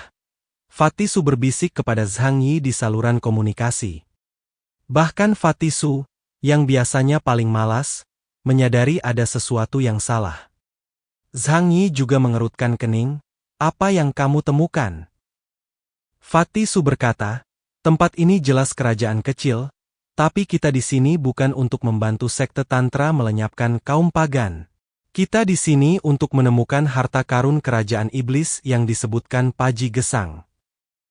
Tapi tempat ini, kelihatannya tidak ada harta karun. Alis Zhang Yi berkerut lebih erat. Dia mengira bahwa harta karun kerajaan iblis merupakan suatu tempat rahasia seperti lembah kabut dan jurang Qinling, tempat sumber dewa atau roh pengorbanan berada. Tempat seperti ini sama sekali tidak terlihat seperti tempat seperti itu, apalagi ada roh pengorbanan. Mungkinkah dia tertipu oleh Paji Gesang? Kerajaan iblis yang tampak di depan matanya sama sekali tidak sesuai dengan kesan Zhang Yi tentang alam rahasia. Tepat saat ia mengira telah ditipu oleh Paji Gesang, sesuatu yang membuat tubuhnya menegang sesaat tiba-tiba muncul dalam gambar yang dikirimkan kembali oleh drone. Drone itu terus terbang maju dan akhirnya merebut pusat kota. Dan tepat di tengah-tengah seluruh kota, berdiri sebuah piramida yang tingginya 1000 meter. Terlalu tinggi, seperti gunung besar. Bahkan jika dibandingkan dengan tinggi penduduk kerajaan iblis, menara setinggi ini masih terlihat luar biasa besarnya. Piramida ini berdiri di tengah-tengah seluruh kota kuno, dan seluruh kota kuno itu tampaknya dibangun mengelilingi piramida ini. Piramida ini benar-benar berbeda dari yang pernah dilihat Zhang Yi sebelumnya. Piramida ini ditumpuk lapis demi lapis, seolah-olah dibangun satu persatu. Seluruh menara berwarna merah tua, seolah terbuat dari darah. Menara iblis 9 lantai. Kyongda tiba-tiba berteriak dengan ekspresi serius di sampingnya. Mendengar ini, Zhang Yi tiba-tiba teringat bahwa ada makam khusus di dataran tinggi bersalju yang disebut Menara Iblis 9 tingkat, juga dikenal sebagai Menara Iblis 9 tingkat. Di dunia ini, kebanyakan bangunan bertingkat lebar di bagian bawah dan sempit di bagian atas. Karena terlalu besar, Zhang Yi keliru mengira itu piramida. Maksudmu, ada makam di tengah-tengah seluruh kota kuno? Liang Yu bertanya. Kyongda berkata, pada zaman dahulu, Menara Iblis 9 lantai ini semuanya adalah makam raja. Saat Zhang Yi melihatnya, pikirannya menjadi jauh lebih jernih. Jika benar-benar ada harta karun kerajaan iblis, kurasa itu mungkin ada di sini. Dia merasa bahwa menara iblis 9 lantai ini mirip dengan piramida ungu raksasa di bawah jurang pegunungan Qinling. Bukan hanya dia saja yang melihatnya, tetapi orang-orang dari kekuatan lain juga melihat menara iblis 9 lantai yang sangat besar ini. Deji begitu gembira hingga suaranya bergetar. Akhirnya ketemu, ini dia. Kamera memperbesar gambar, dan Zhang Yi serta yang lainnya melihat sekeliling menara iblis 9 lantai. Pemandangan itu membuat punggung orang-orang merinding, karena benar-benar tampak seperti gunung mayat dan lautan darah.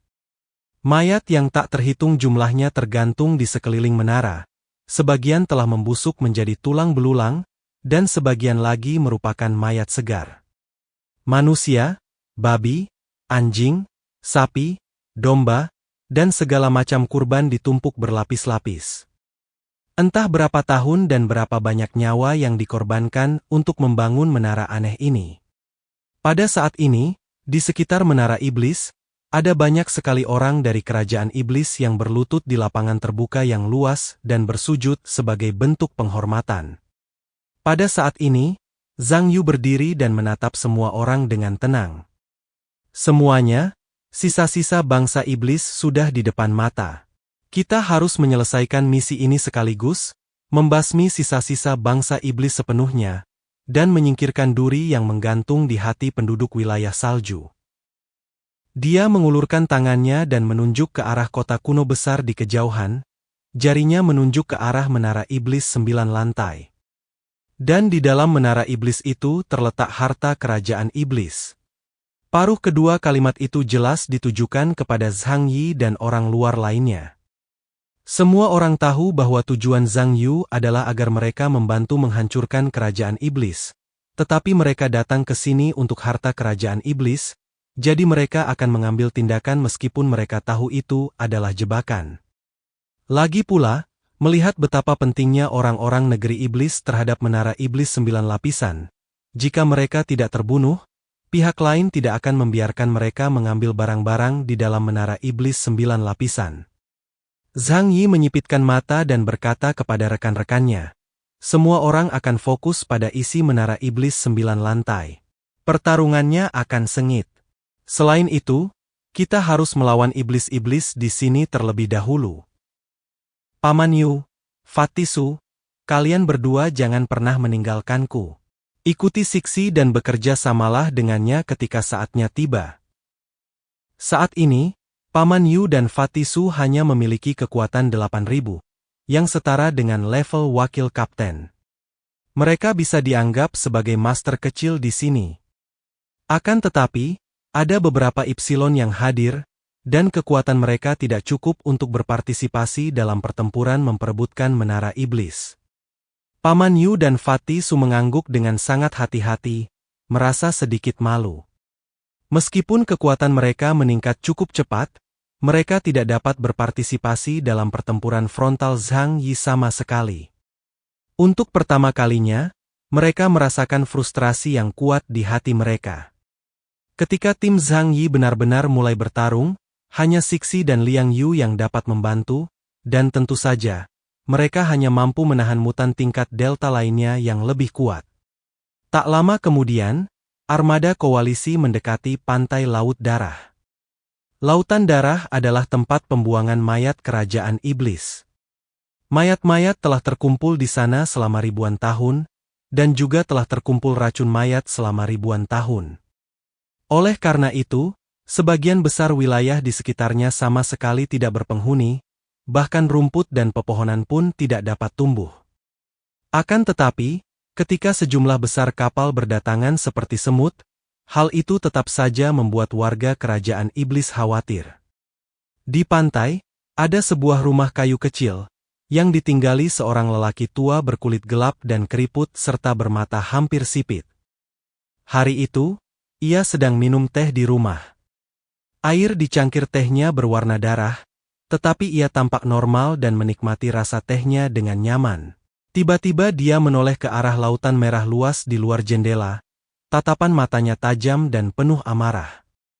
Apakah orang di balik pintu itu akhirnya muncul?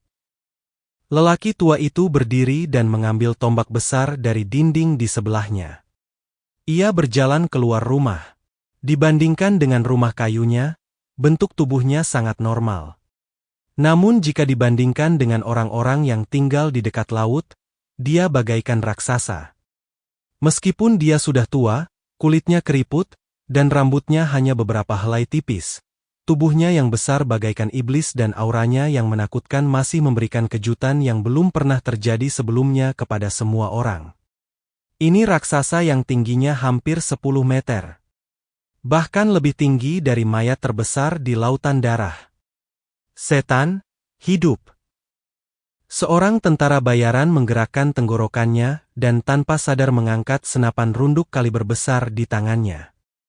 Senapan runduk antimaterial ini sangat kuat dan dapat menembus pelat baja kendaraan lapis baja. Bunuh dia dulu. Menarik pelatuknya, deru senapan runduk tipe X bergema di lautan darah. Setelah semburan asap dan debu, iblis tua itu tidak jatuh.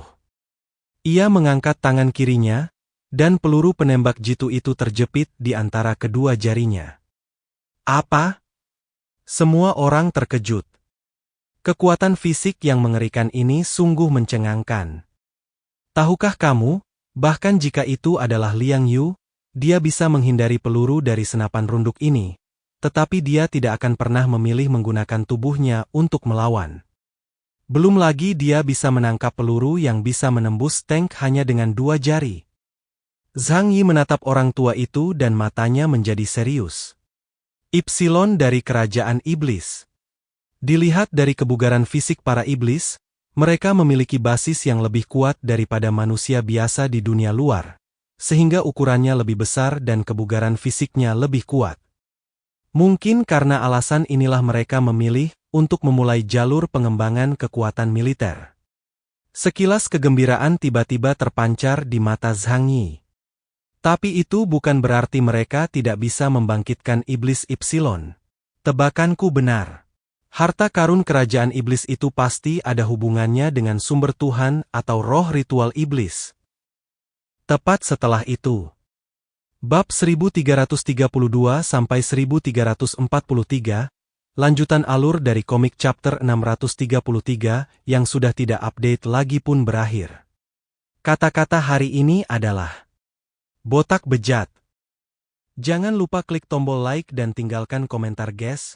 Jangan biarkan kolom komentar kosong. Itu aja, terima kasih.